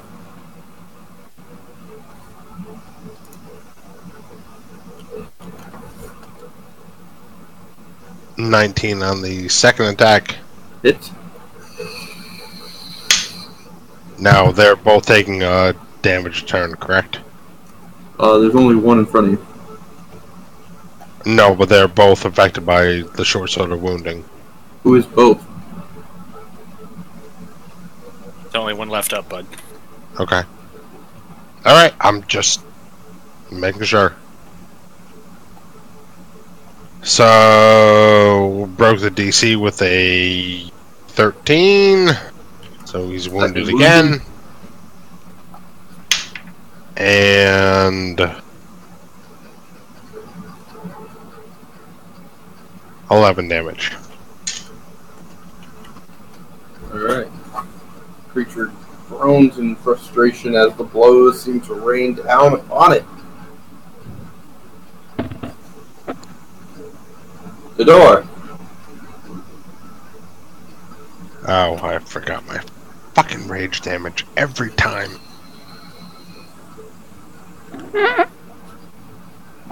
I'm gonna make my way back down, I guess. What, is she taking a picture of us being nerds? Is that what's going on? That's my opinion on that. You're doing what on the way down? Going back down to face the remaining one. Okay. How far are you going? I will double move again, back to my original position. So 70 feet? Sir. Alright. You are currently, what would that be? 30 feet from the group then? Yeah. or 30 feet. Yeah, you're right next to Eric, essentially.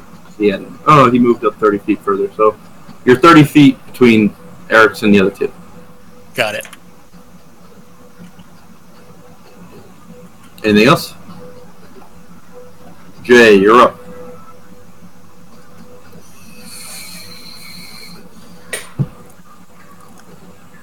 I'm gonna attack again. 8 and 16. The 8 does not hit. 16 does. 5 damage. All right.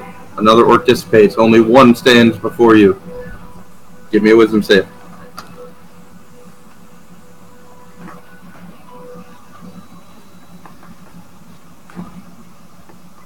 $12. Deals 4 psychic damage to you.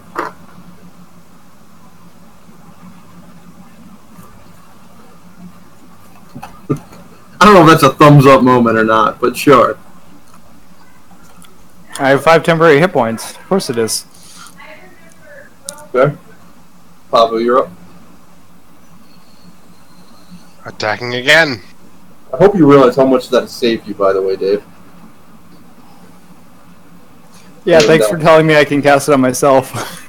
Yeah. Well, that's something you should have known anyways. Have you been making your con saves, by the way? Concentration saves, by the way? I was just typing that. Keck.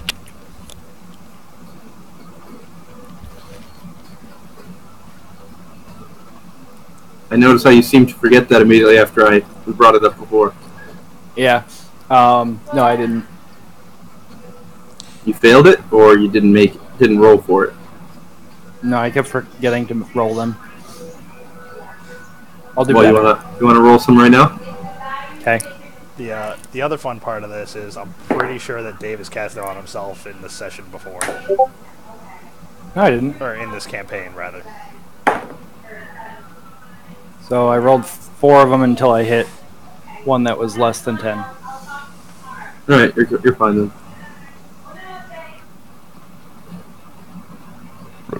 What's your modifier?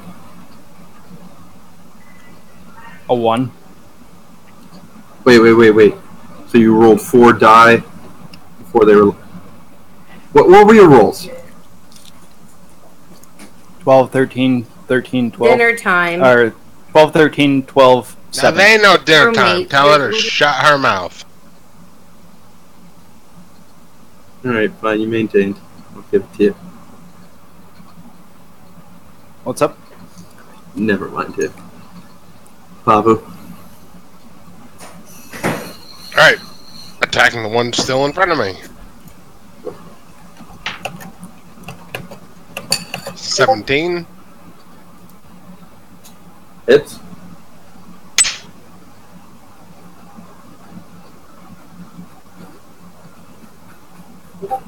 For 7 damage. Alright. Still up. Oh, yeah. Oh, yeah. Okay. Possible crit again.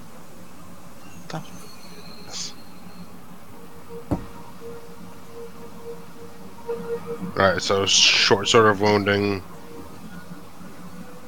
Possible crit. Does an 18 break? Yep. Alright, crit. Do you want me to roll the wounding again? Yep. Wounding DC does not hit. Or does not break. And then...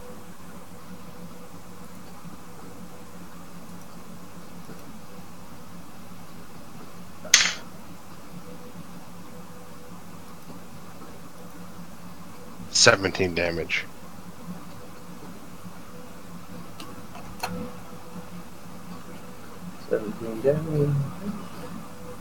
Alright, it appears to be... 17, 18, 19, 20, 21. 21 damage. The fucking rage. I keep forgetting about it. I get 2 damage per It attack. appears to be very much on its last legs. And Eric's. I'll move back and shoot it. Alright. It's in combat with Pavu, so I can actually take a sneak attack at this one. Mm-hmm. 27. Not that you need it, as it keels over from the arrow.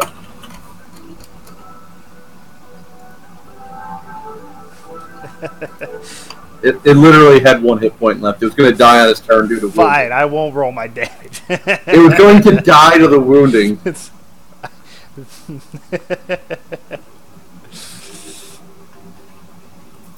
That's great because I don't deal a lot of damage. I just kind of stand in the Everything. just stand in the pocket and. Pretty sure you did the most damage there. No, By Adam. what? No, Adam was whooping my ass on damage. Maybe. I might have been second. Yeah, sure, but Adam was. And Jay, Yeah. you have an orc in front of you.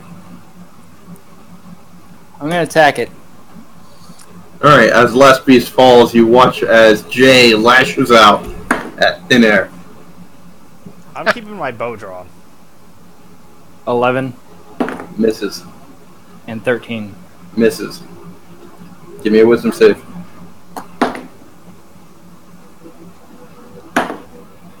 Gotta love those nat ones. 12.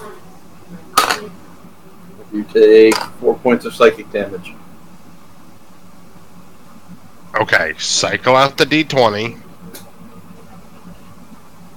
You should have, at this point, you should just roll like 4 D20s. As you all start to congregate, you watch as Jay is still in combat mode, seeming to attack a non-existent foe. Anybody want to do anything before Jay's turn again? Yes. Yeah. I don't know what your plan is, but I was gonna give him a sucker shot, see if I could like knock him out. But you're approaching, so I think Pablo has first act if he wants to do something in the direction of Jay. I'm assuming that means you're walking towards them still?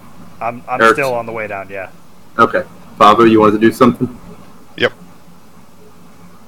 So I'm going to attempt to time his swings at nonsense and just kind of like wrap him up. So a grapple. Alright. Dave, give me a disadvantage grapple check. A disadvantaged grapple check? This is gonna go well. 17.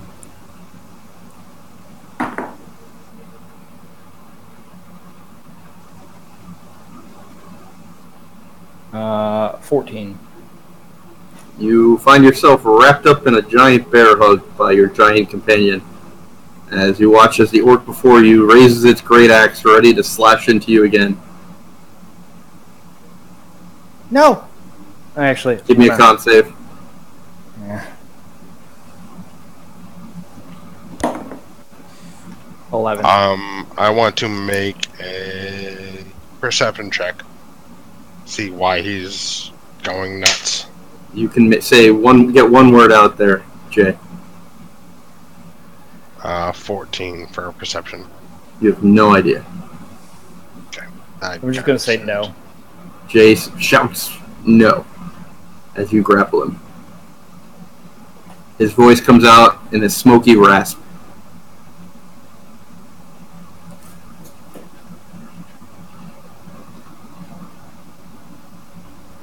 Jay, give me a wisdom save. Yeah, I'm just gonna hold him.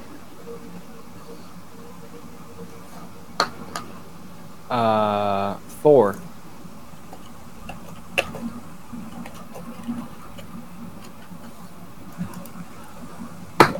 Alright, you take 3 psychic damage. How long does the heroism last? Minute. It's up after this round. Okay. Alright. Eric, you approach the two of them. The door, you approach the two of them. I will approach. And I will use a wisdom roll to see if I can recall what it said on that sword. I know it was labeled to somebody as a training sword, but I don't remember the specifics. 21. Who did I share it with? Did I not put it in the group? I looked back in our personal messages because I thought I was the only one that could read it. I did too. That's why I just looked through that. I thought, who else read Dwarven? Not me.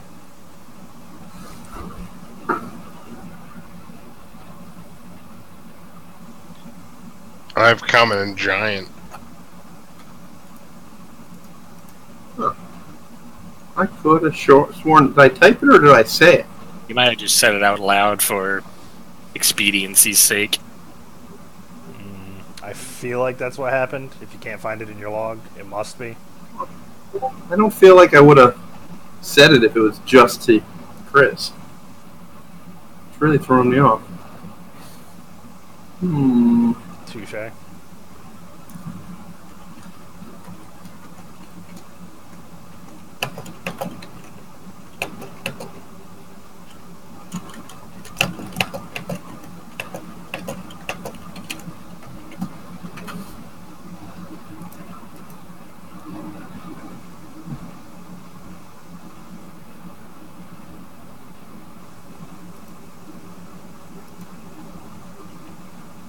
You all watch as Eric seems to draw something on the ground, and his eyes seem to glow with a fierce blackness. Now, enough of that. Jay, it's a darn training sword. Just drop it. It's a simulation.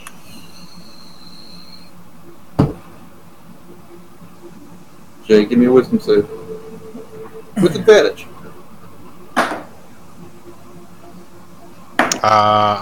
I'm assuming I'm out of range at this point. Yes.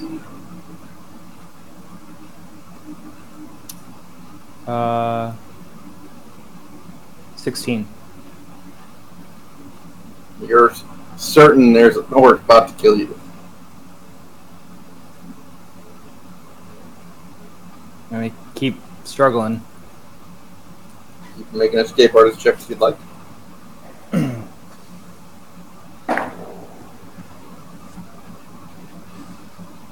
Seven. You do not. And you take 1 point of psychic damage. You said that last round was the last one? Mm-hmm.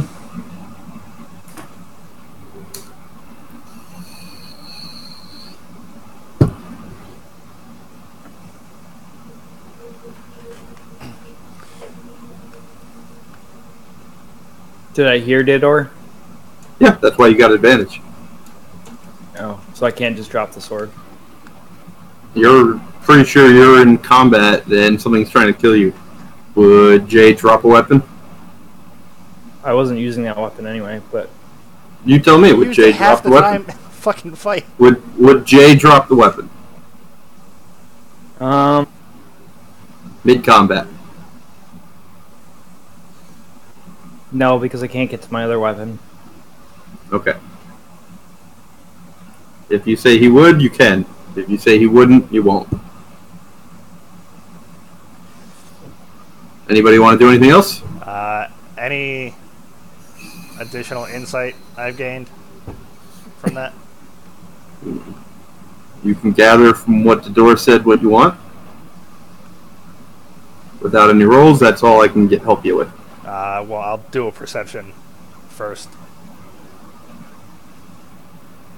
Give me a just insight or wisdom check. Insight or wisdom.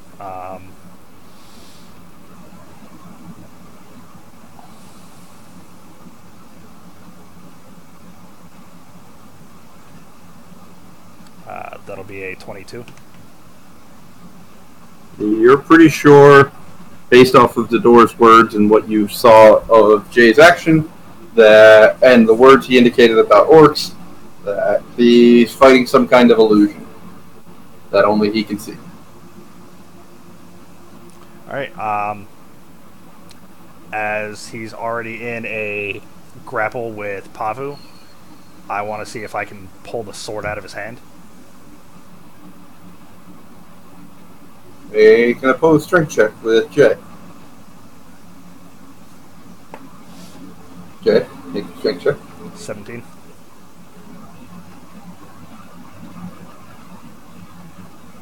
Six. You rip the toy sword from his hand. Jay, as he does so, the orc before you vanishes. You see me. Well, he saw everybody anyways. I toss the toy sword to the side of the cavern. No more toys for you. You crazy. My breathing's gonna slow, and I'm gonna stop resisting and look up, and then look down, exasperated. I do not know who you pray to, but should pray.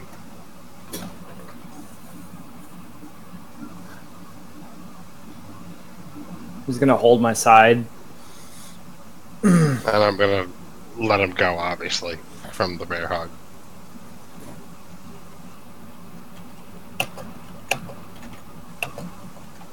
Talk to your god.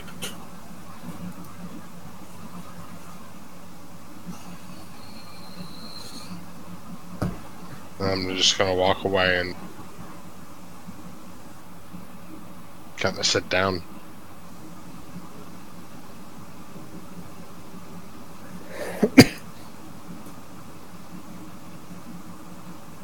Have we established whether or not Jay can talk yet? Other than, like, one-word answers? I'm gonna heal myself. You're gonna heal yourself?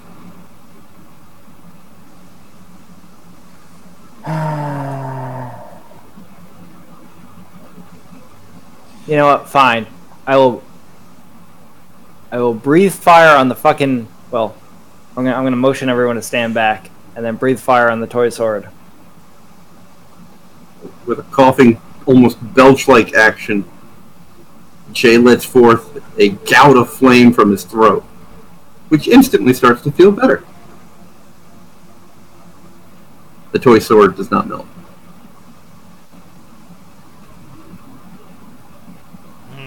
Not know what purpose that served, but that's new.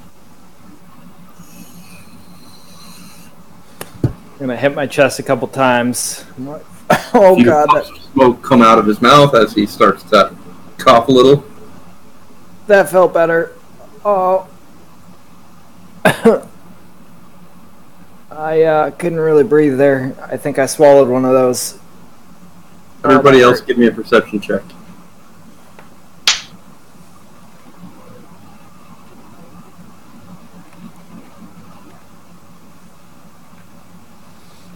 The most percent. Alright, everybody but Pavu. You note that Jay's left hand seems to now be completely covered in red scales.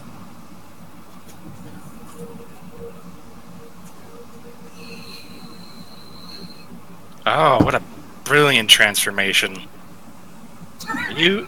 Are you turning into a dragonborn? What? What are you talking What? about? I point to his hand. You can all see the change.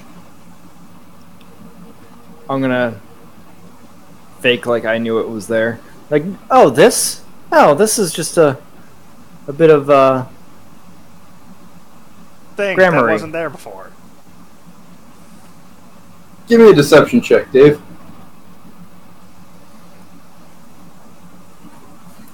We roll encounters. If you want.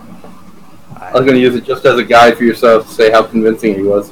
deception being performance or persuasion. Deception being deception. Yeah, deception being deception. Oh, there is deception. My bad. 20. And I don't think there is a dissuasion roll. I said persuasion. You said perception or dissuasion. I meant to say persuasion. I What was slurred. your roll, Dave? 20. He said 20.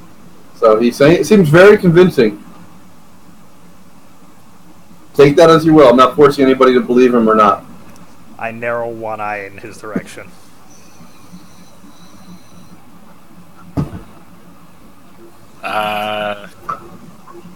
Since I'm like the Darwinistic fucking druid, do I have like some type of advantage for like evolution? Do you have what? Sorry? Some type of advantage for this evolution that I'm witnessing, or feel like I'm witnessing? Nope. Never seen anything like this before. I'm still giving an insight. I'll think 22. and then shrug it off.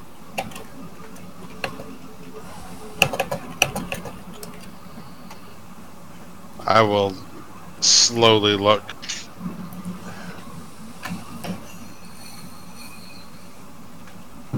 To Jay. And then give a smile and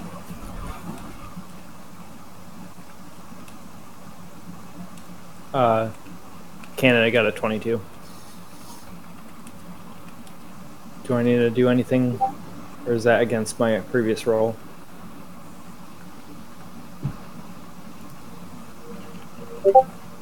Talking to me? Yeah. Sorry. What was Canada the got a question? 22 insight. Is that against my 20 persuasion, or deception rather? I said I'm not making anybody roll or counter roll. They can act as they will. If he's rolling an insight against your deception, he can use that to decide how he wants to react. Okay. And I am. Charisma rolls within the party is purely for your RP to decide how you want to approach something. I'm not forcing anybody to believe or disbelieve anybody within the party. I'm not taking that away from anybody.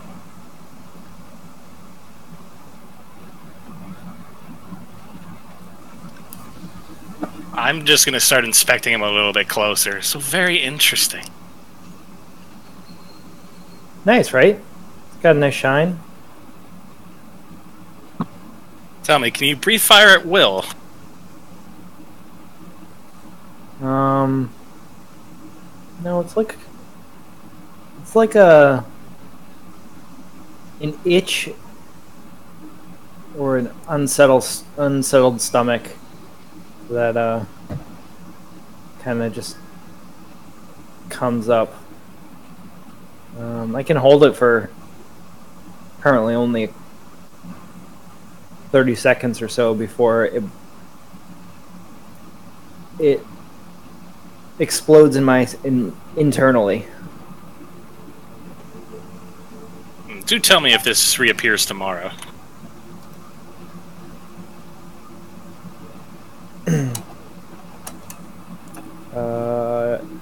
Yeah, I'm pretty sure it's gonna get to keep these flashy scales.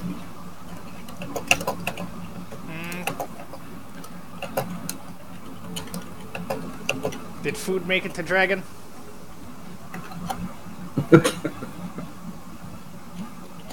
Well, She won't need it after we let her free. Right, but not know how long that'd take.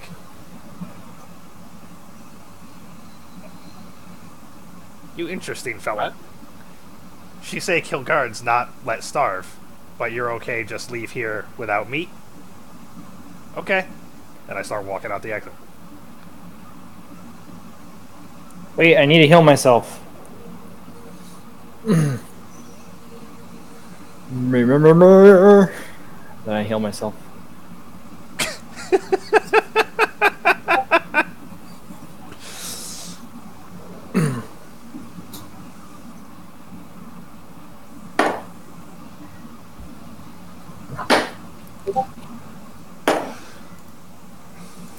I'll stop a little bit ahead. Okay. For What's everybody 11. Actually, I want to try to reclaim any arrows that I can.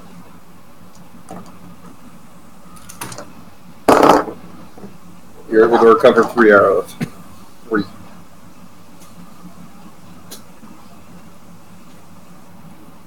It's something. I'm not gonna knock it. Or are you?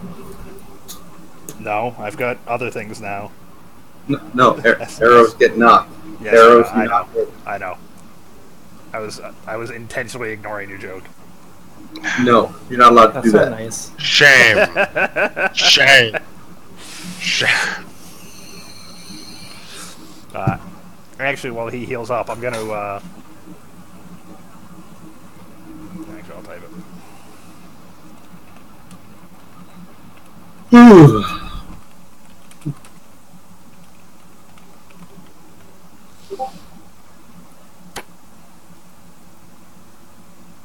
Oh. No, you're not going to find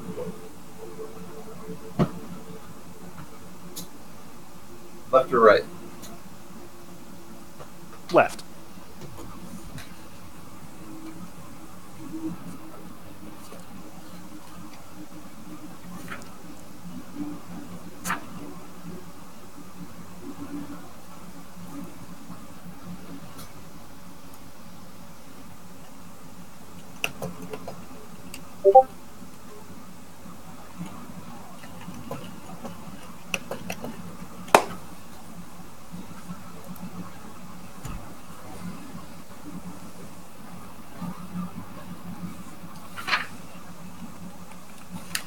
Got that, Adam?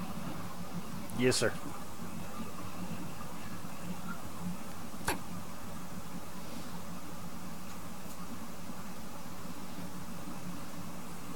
Alright. So, Eric's is a little ways up the ramp, seemingly engrossed with a dagger. Jay was healing himself. What's everybody doing?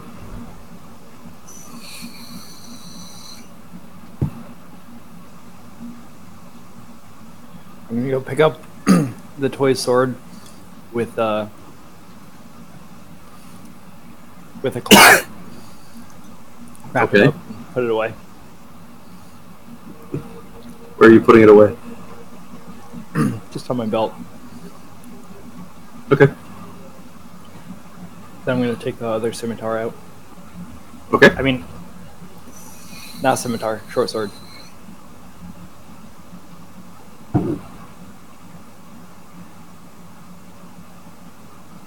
Didor? Babu? Anything? Whew. I'm gonna start paying attention to what Eric's is doing, and kind of approach halfway. Okay.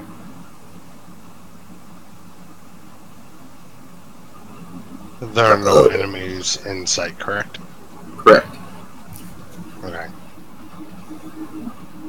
So I slip out of the rage and begin moving forward slowly, weapons at the ready. Okay.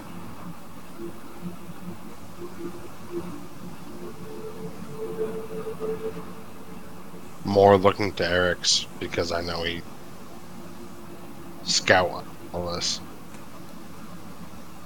Eric says you're wrapping up, examining the dagger before you. You note that the rest of the party is approaching and looking to you to scout. I nod as they all approach, stow my dagger, and begin to head out. Alright, everybody give me athletics checks, dex based. I fall, as far as marching order is concerned, I fall immediately behind it. You sorry, what? I fall immediately behind Eric's. Like, as soon as he passes me, I step behind him. Okay. Who I cut off. And what'd you say, Dex? Oh, no, Athletics athletics dex. with. Yep, just keeping you on your toes.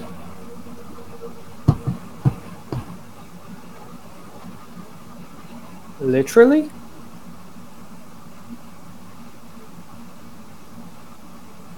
If you want to go on your toes on the ice, Dave, that's up to you.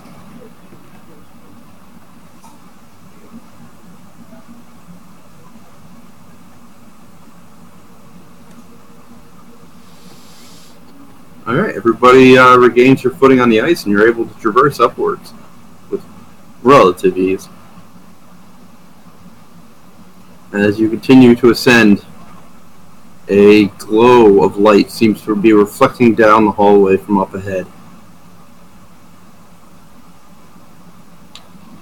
A cold breeze seems to shiver down, competing with the occasional regular blasts of warmth from below, creating a fog.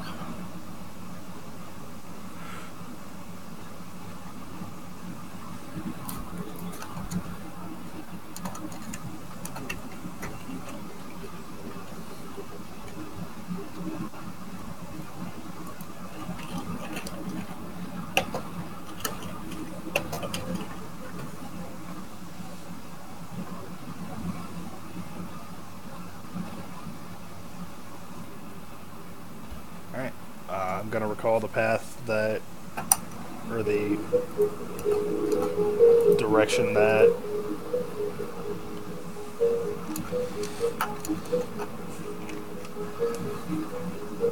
Mindestras told us to head and get my bearings and start. Alright. Eric seems to have no issue keeping his direction in the fog. The rest of you, perception checks as you try to keep up with Eric's. And not lose sight of him in this heavy, heavy fog.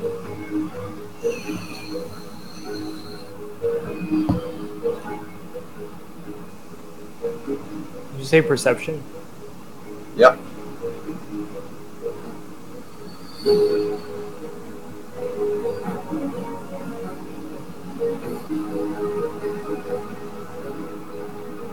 And again, as soon as he leaves, I want to fall behind him. Okay. Your clothes all begin to dampen in this fog. You reach sunlight. A blast of cold air washes over each of you as you look out on a bright, snow-covered valley. Frozen trees dot the land to the left and right, encircling what appears to have been a once great city. You see massive stone walls. The buildings inside, however, appear to have been decayed and crushed beneath a great fight of some kind. And you can see structures torn. You even see a massive, simply massive war club embedded, its handle sticking up, rising up half the height of the mountain. Its head planted somewhere towards the middle of this once great city. As you look down, you can see figures moving. Just to the north of the central club, you see what appears to be a large ice crystal palace. Floating high above, visible to everyone, you see a blazing snowflake. Hello? Okay, hi. I would assume that is Oral's hold. Bye. Indeed. We go there. Sorry about that. What was the last bit? I heard blazing So snowflake. heard the ice palace, Heard ice palace floating in the sky. blazing snowflake above it, and Didor said that must be Oral's palace, or hold. And Pavu said we go there. And that's it. That's all you missed. Alright, sorry about that. And then smash the staff, don't forget. Yep. That's destination. Should we take the long way around to scavenge a bit? We could use some supplies.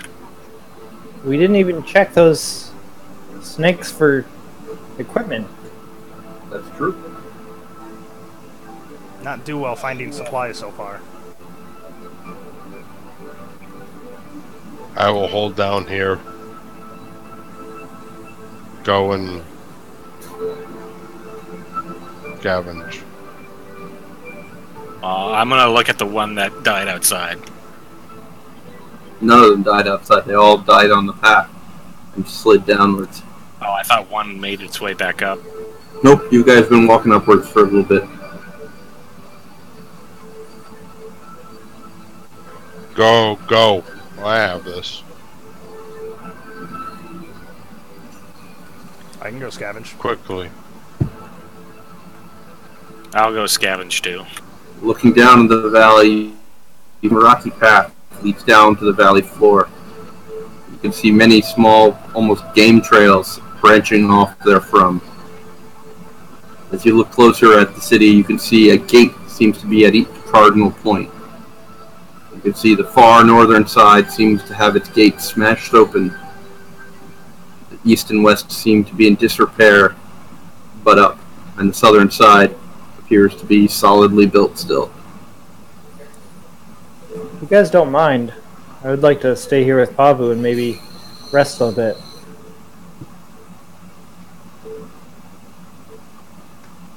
Not mine to Eric's. I don't mind either. I'm not going far. Okay. I'm going to try to start a short rest. Okay. I'll do a quick local scavenge. Alright, give me a survival check. Dor, what are you doing? I am going to split the territory and do the same. Okay. What are you guys looking for? Spell components. Anything in particular? Something thorny. Okay. Crystal bead! Get a crystal bead! I don't know where I would find something like that, but I rolled a 15. I will look for anything that can be used for general supplies. Fletching for arrows. If I come across any game. Yep. And I got a... what's my survival? 26. Alright. As you both make your way down the trail, you split off. Words of caution, you head in separate directions. Well, they're off doing that. Pavu, Jay, you guys do anything or just resting? I guess I'll... No, resting. see- Casually resting. try to identify the toy sword. Hey, you finally decided to get around it? Alright, it's a dwarven sword of orc training. When wielded aggressively, it causes 2d6 orcs to appear, visible only to the wielder. A DC Wisdom check of 15 is necessary to cause them to dissipate. However, as fewer orcs exist, the DC goes up. Their AC is equal to the wielder's, and they deal 1d4 psychic damage, automatically hitting. They have 9 hit points. It is clearly something used for dwarven use to train their mind and their battle skills while posing minimal risk. As if the user is brought to 1, the orcs dissipate.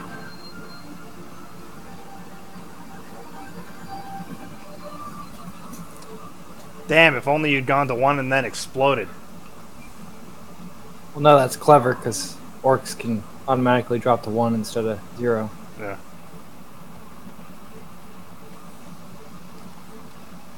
Anywho, the door. As you make your way down, you find plentiful thorny life that seems to be thriving in this icy cold. You find bushes covered in ice-white thorns, bright red berries sprouting from their flowers. I will knowledge nature the berries. 18 plus 3, 21. Their brightness seems to indicate that they're potentially poisonous. However, as they are in a thorn bush, that may not be the case. You've never seen this plant before, so you are uncertain. They're either very nutritious or quite poisonous. Try at your own risk. I'll pocket a few berries and go underneath the thorns and try to pull something out by the root. Give me a perception check as you're working on that. 23. As you're pulling at the thorns, attempting to dislodge them, you hear what seems to be an echoing thunder roll through the ground. As you look up, you see a small herd of monstrous quadrupeds, covered in long, shaggy brown hair, with an elongated nose and massive ivory tusks. They seem to move in a pack, quite large and fat, meaty covered animals. The smallest, 6 feet tall. The largest, well over 15. As you watch, they appear to be herbivores of some kind.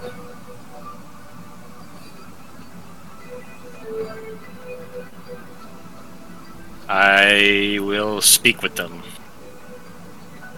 Using speak with animals. Alright. Give me an animal handling check with advantage. Not frighten them off as you attempt to approach and speak.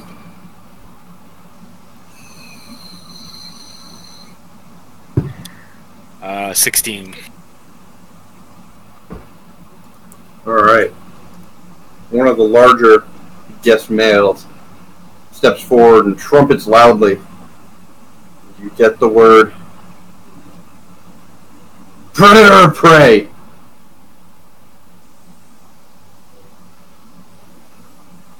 Neither.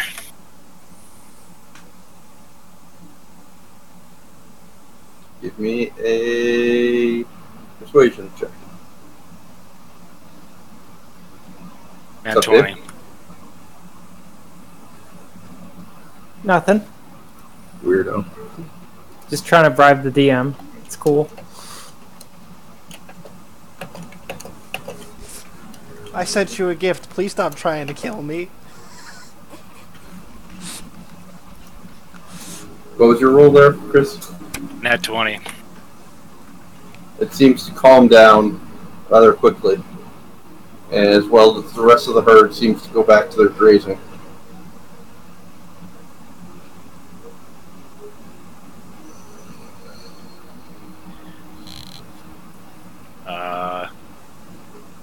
Any enemy nearby? Many.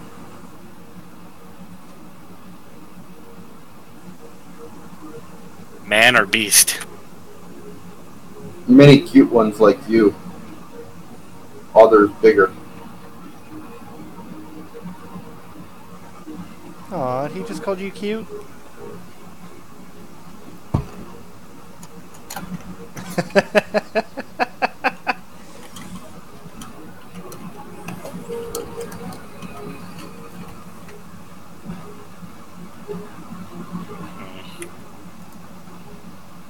Safe place to stay nearby?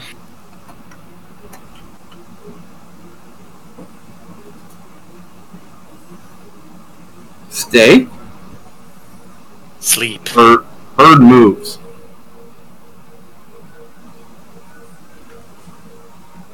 Bird moves? Herd moves. Oh.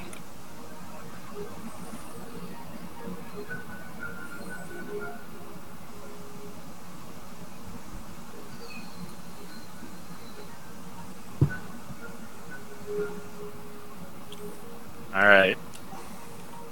Well, peace be with yours. I just gather. Beware prey and predator.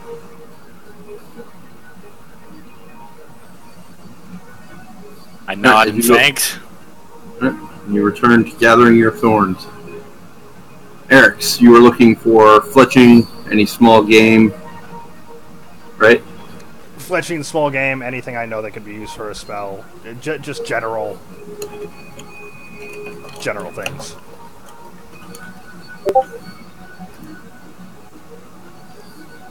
All right, and you had a 24, 26. 26. All right. As you move about, gather a few small stones and are able to skip them, knocking some birds from branches, providing you with plentiful feathers for fletching.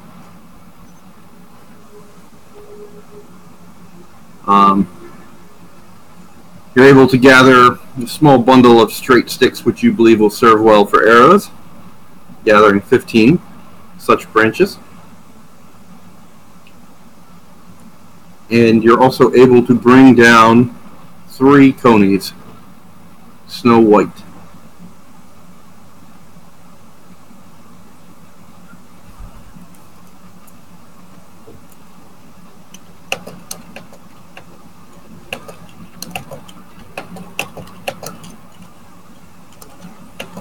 Three conies, and you said a couple of birds.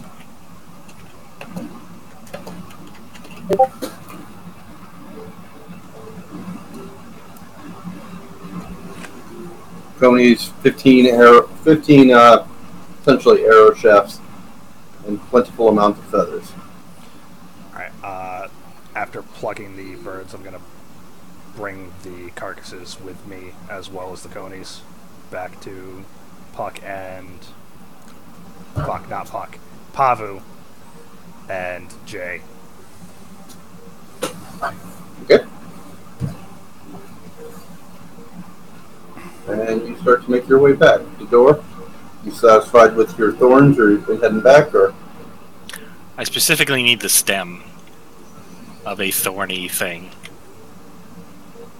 Alright. Yeah, you have no problem doing that.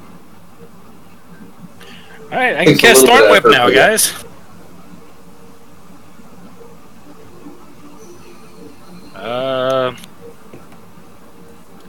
I'm gonna travel back, trying to keep an eye out for what might pass as a campsite, in case needed. You both notice on your ways to and from that the trees seem much more plentiful here than elsewhere, though they're all covered in snow and frost. Time of day is it? It is late afternoon. Late afternoon. Yeah.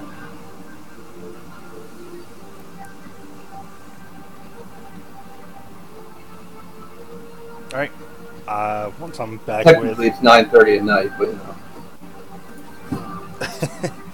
Once I get back to Pavu and Jay, I'm going to show the game that I found and be like, no berries for dinner tonight.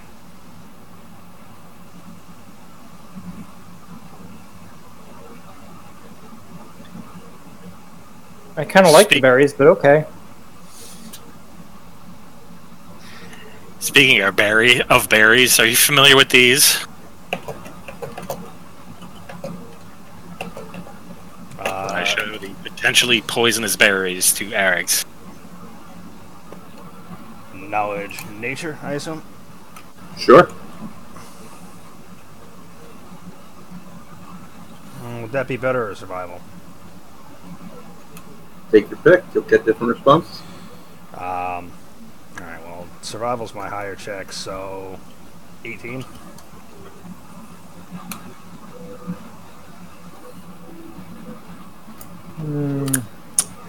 On second thought, I could use some meat.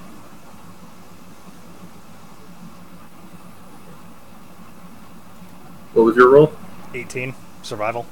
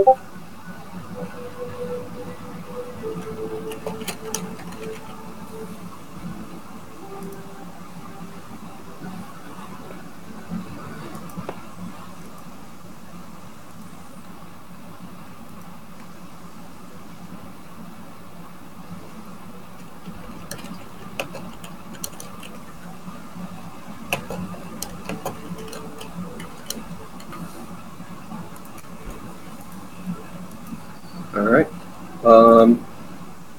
Yeah. Bob, any reaction? Everybody coming back? Anything?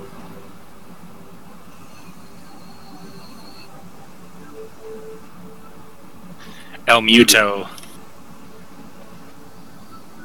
Saw the physical reaction there. I kind of look around, a bit surprised, like where everybody came out of nowhere. Ooh, the door. Poison. Strong poison. Then I will roll my weapons in my hands and just be on alert. Strong poison, huh? Mm-hmm. Perhaps you could coat your arrows with it. Eric's like this plan. Could use very much. They're all yours. He Eric's hands saying. you 8 berries. All right, I carefully put the berries away. Okay. Look up in the sky and determine the amount of time until dark. Hour and a half till sunset.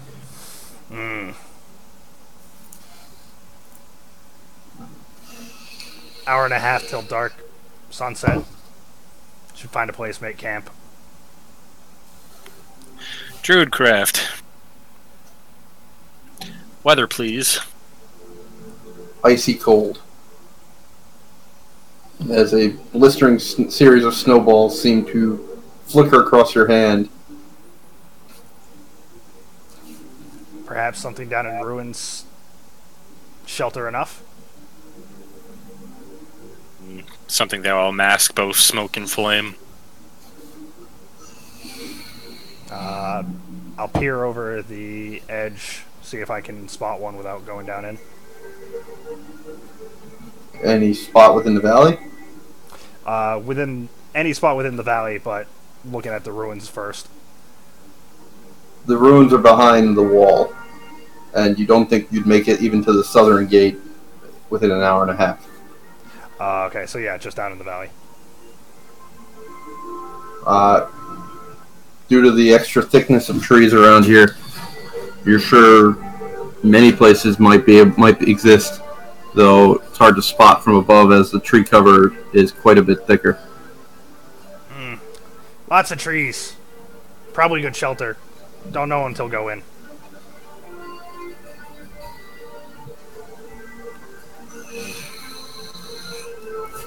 There are many beasts as well as men traveling about.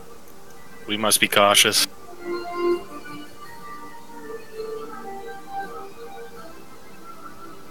I nod and I'll begin our trek. Alright, survival check. Assuming you're trying to find a campsite. Yep. 25. Alright. After about an hour of tromping leading the party down into the woods, you find what appears to be a suitable, almost a fairy circle of sorts within the trees. A number of larger rocks form a rough circle within a small clearing, but there seems to be enough tree cover to disperse any smoke that would make it overhead.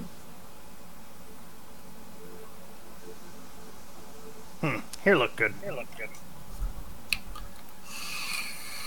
Sorry, you said like stone circles? A rough stone circle, yeah. Can I knowledge druid to see if this has any significance? I'll allow you to make a intelligence druidic lore check, sure.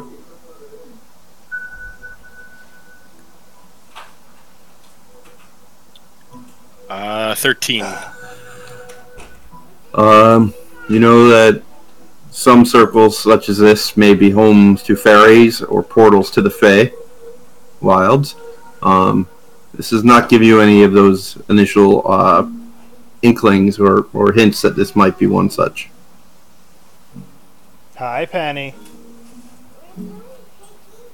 I'll go get some You doing firewood. piggyback?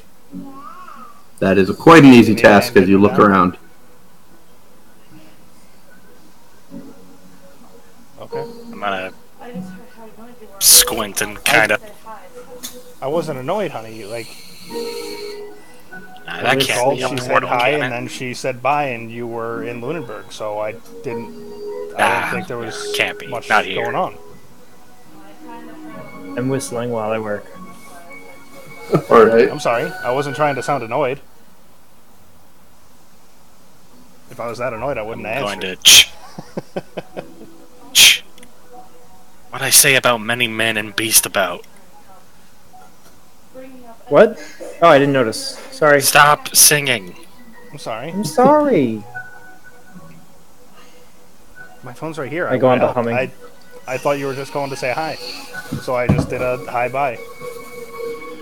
I roll I'm my sorry. eyes and just look at him again.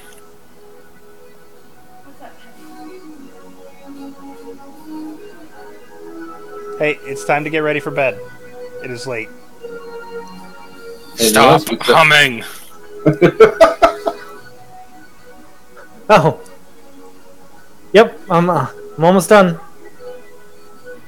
Instead of humming, perhaps you could bathe. You reek. Jay gathers up sufficient firewood for quite a large fire, or for a small fire to last a long time. I don't have any space to wash my clothes or myself. No clean water. Plus, I don't want to get wet if I don't have to in this cold. I'm gonna do my best to clean and dress the game while they're doing that. Okay. Give me a profession butcher check or survival check, depending on how you want to do this. Survival sounds great.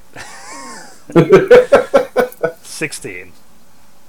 All right, you managed to clean and dress the game as everybody else is doing whatever they're doing. Pavu, anything? You've been quiet a while.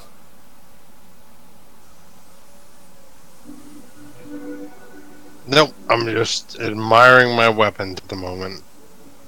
Just alternating back and forth. Okay.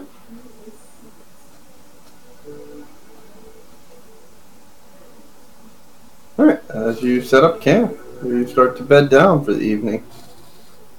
The cold air is quite unwelcoming. However, the trees seem to provide some heat retention as you get the fire going and start to cook your small meaty feast.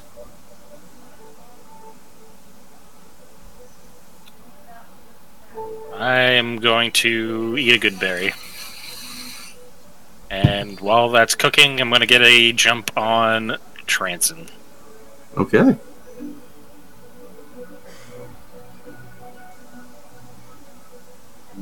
Alright. Well, Yeah. not know I eat berry. He's tranced out. Hey. I finished cooking and offer some to everyone, including a Alright. tranced out the door. I will take the food. I eat the meat hungrily. You will each realize, outside of your brief visit in the tavern, this is probably the heartiest meal you've each had before you've escaped prison. Since before you were captured individually.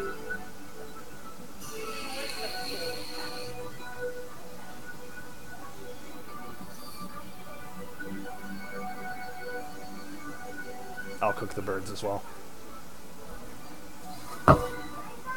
A veritable feast.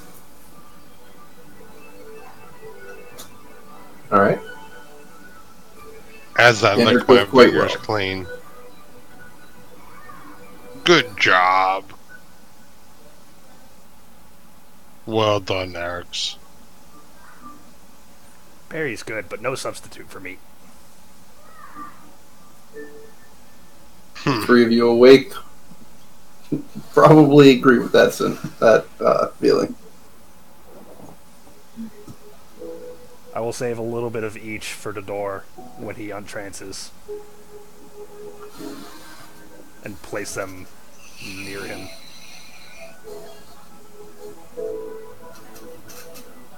And then You don't think you're gonna? You don't think you're gonna lure some sort of animal to come get that? I think I'm a kobold, and this is my plan, and I'm about to go to sleep, and it's gonna be Dodor's problem. Hey, I was saying in game. you're a party poop. I'm a party pooper? Yeah. I think you are. Yeah, it could put in bag, but not help. What? Mommy has a big bug bite. Mommy has a big bug bite? Okay, Daddy's finishing up a game, okay? Prior history, I am baffled. Pop was like, not like mine. Beetles. Well, so he said it was a Yeah. variable feast, so For you guys, yeah. As compared to what we're used to, dude. We started You've been the campaign- surviving on good berries since pretty much the beginning. We started the campaign with hardtacking Rule in a prison. And went from there to nothing. So... Comparatively, this is a feast and a half for you guys.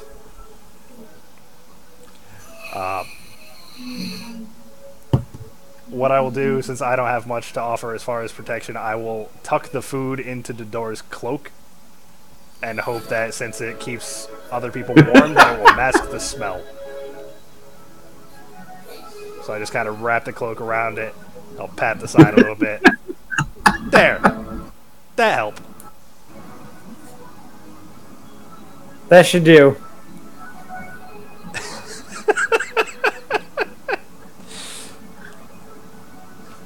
I'll take first watch.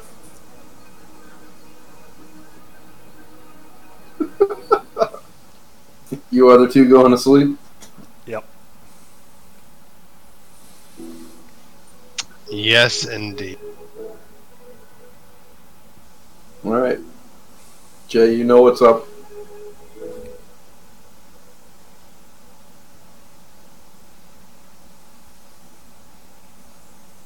Got a 9.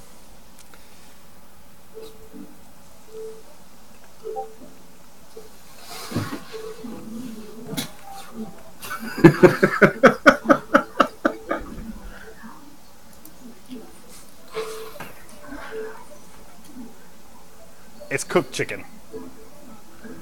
It's a Cloak metaphor. meats. I like it. Cloak meats!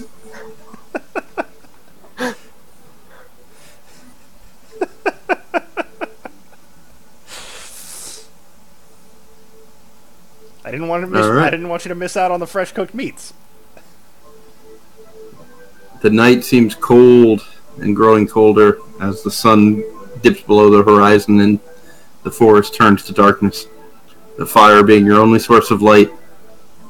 You seem to hear many things moving out in the woods, though nothing seems to approach. After a few hours, the door awakens. The door, you awaken, smelling both Jay and the scent of cooked meat somewhere nearby.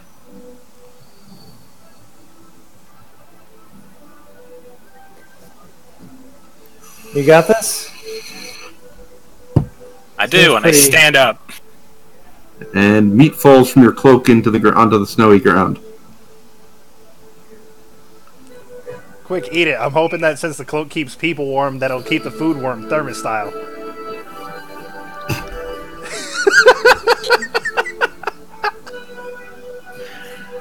I intended to pass along this serving, and I'll bend over and pick up the bowl.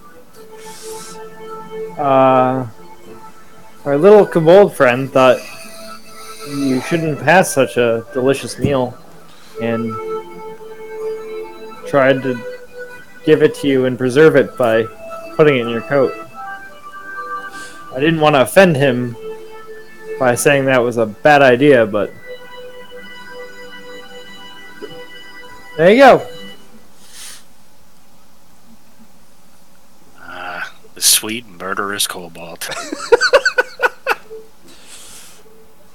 I'm just gonna start eating.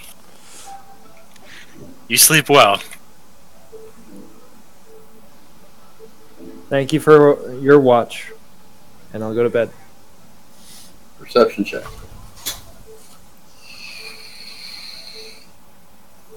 $14. In the night, you hear the sounds of the mammoth herd moving not too far away. You take this as a welcome sign, as most other noises quiet, as their loud steps seem to trundle past. The night seems calm and peaceful, if not bone-chillingly cold. I refeed the fire.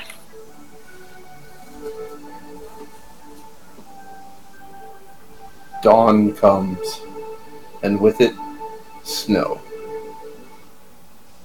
End session. Yeah, buddy. Nice. Yep. I'm gonna roll my hit die now. I'm at full. 700 experience.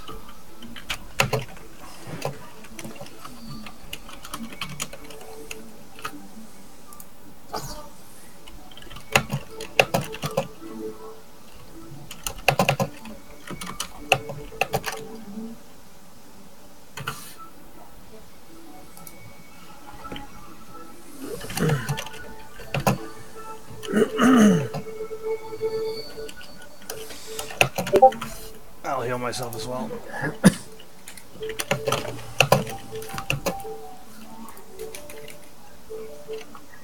How much experience did you say? 700. 900, 700.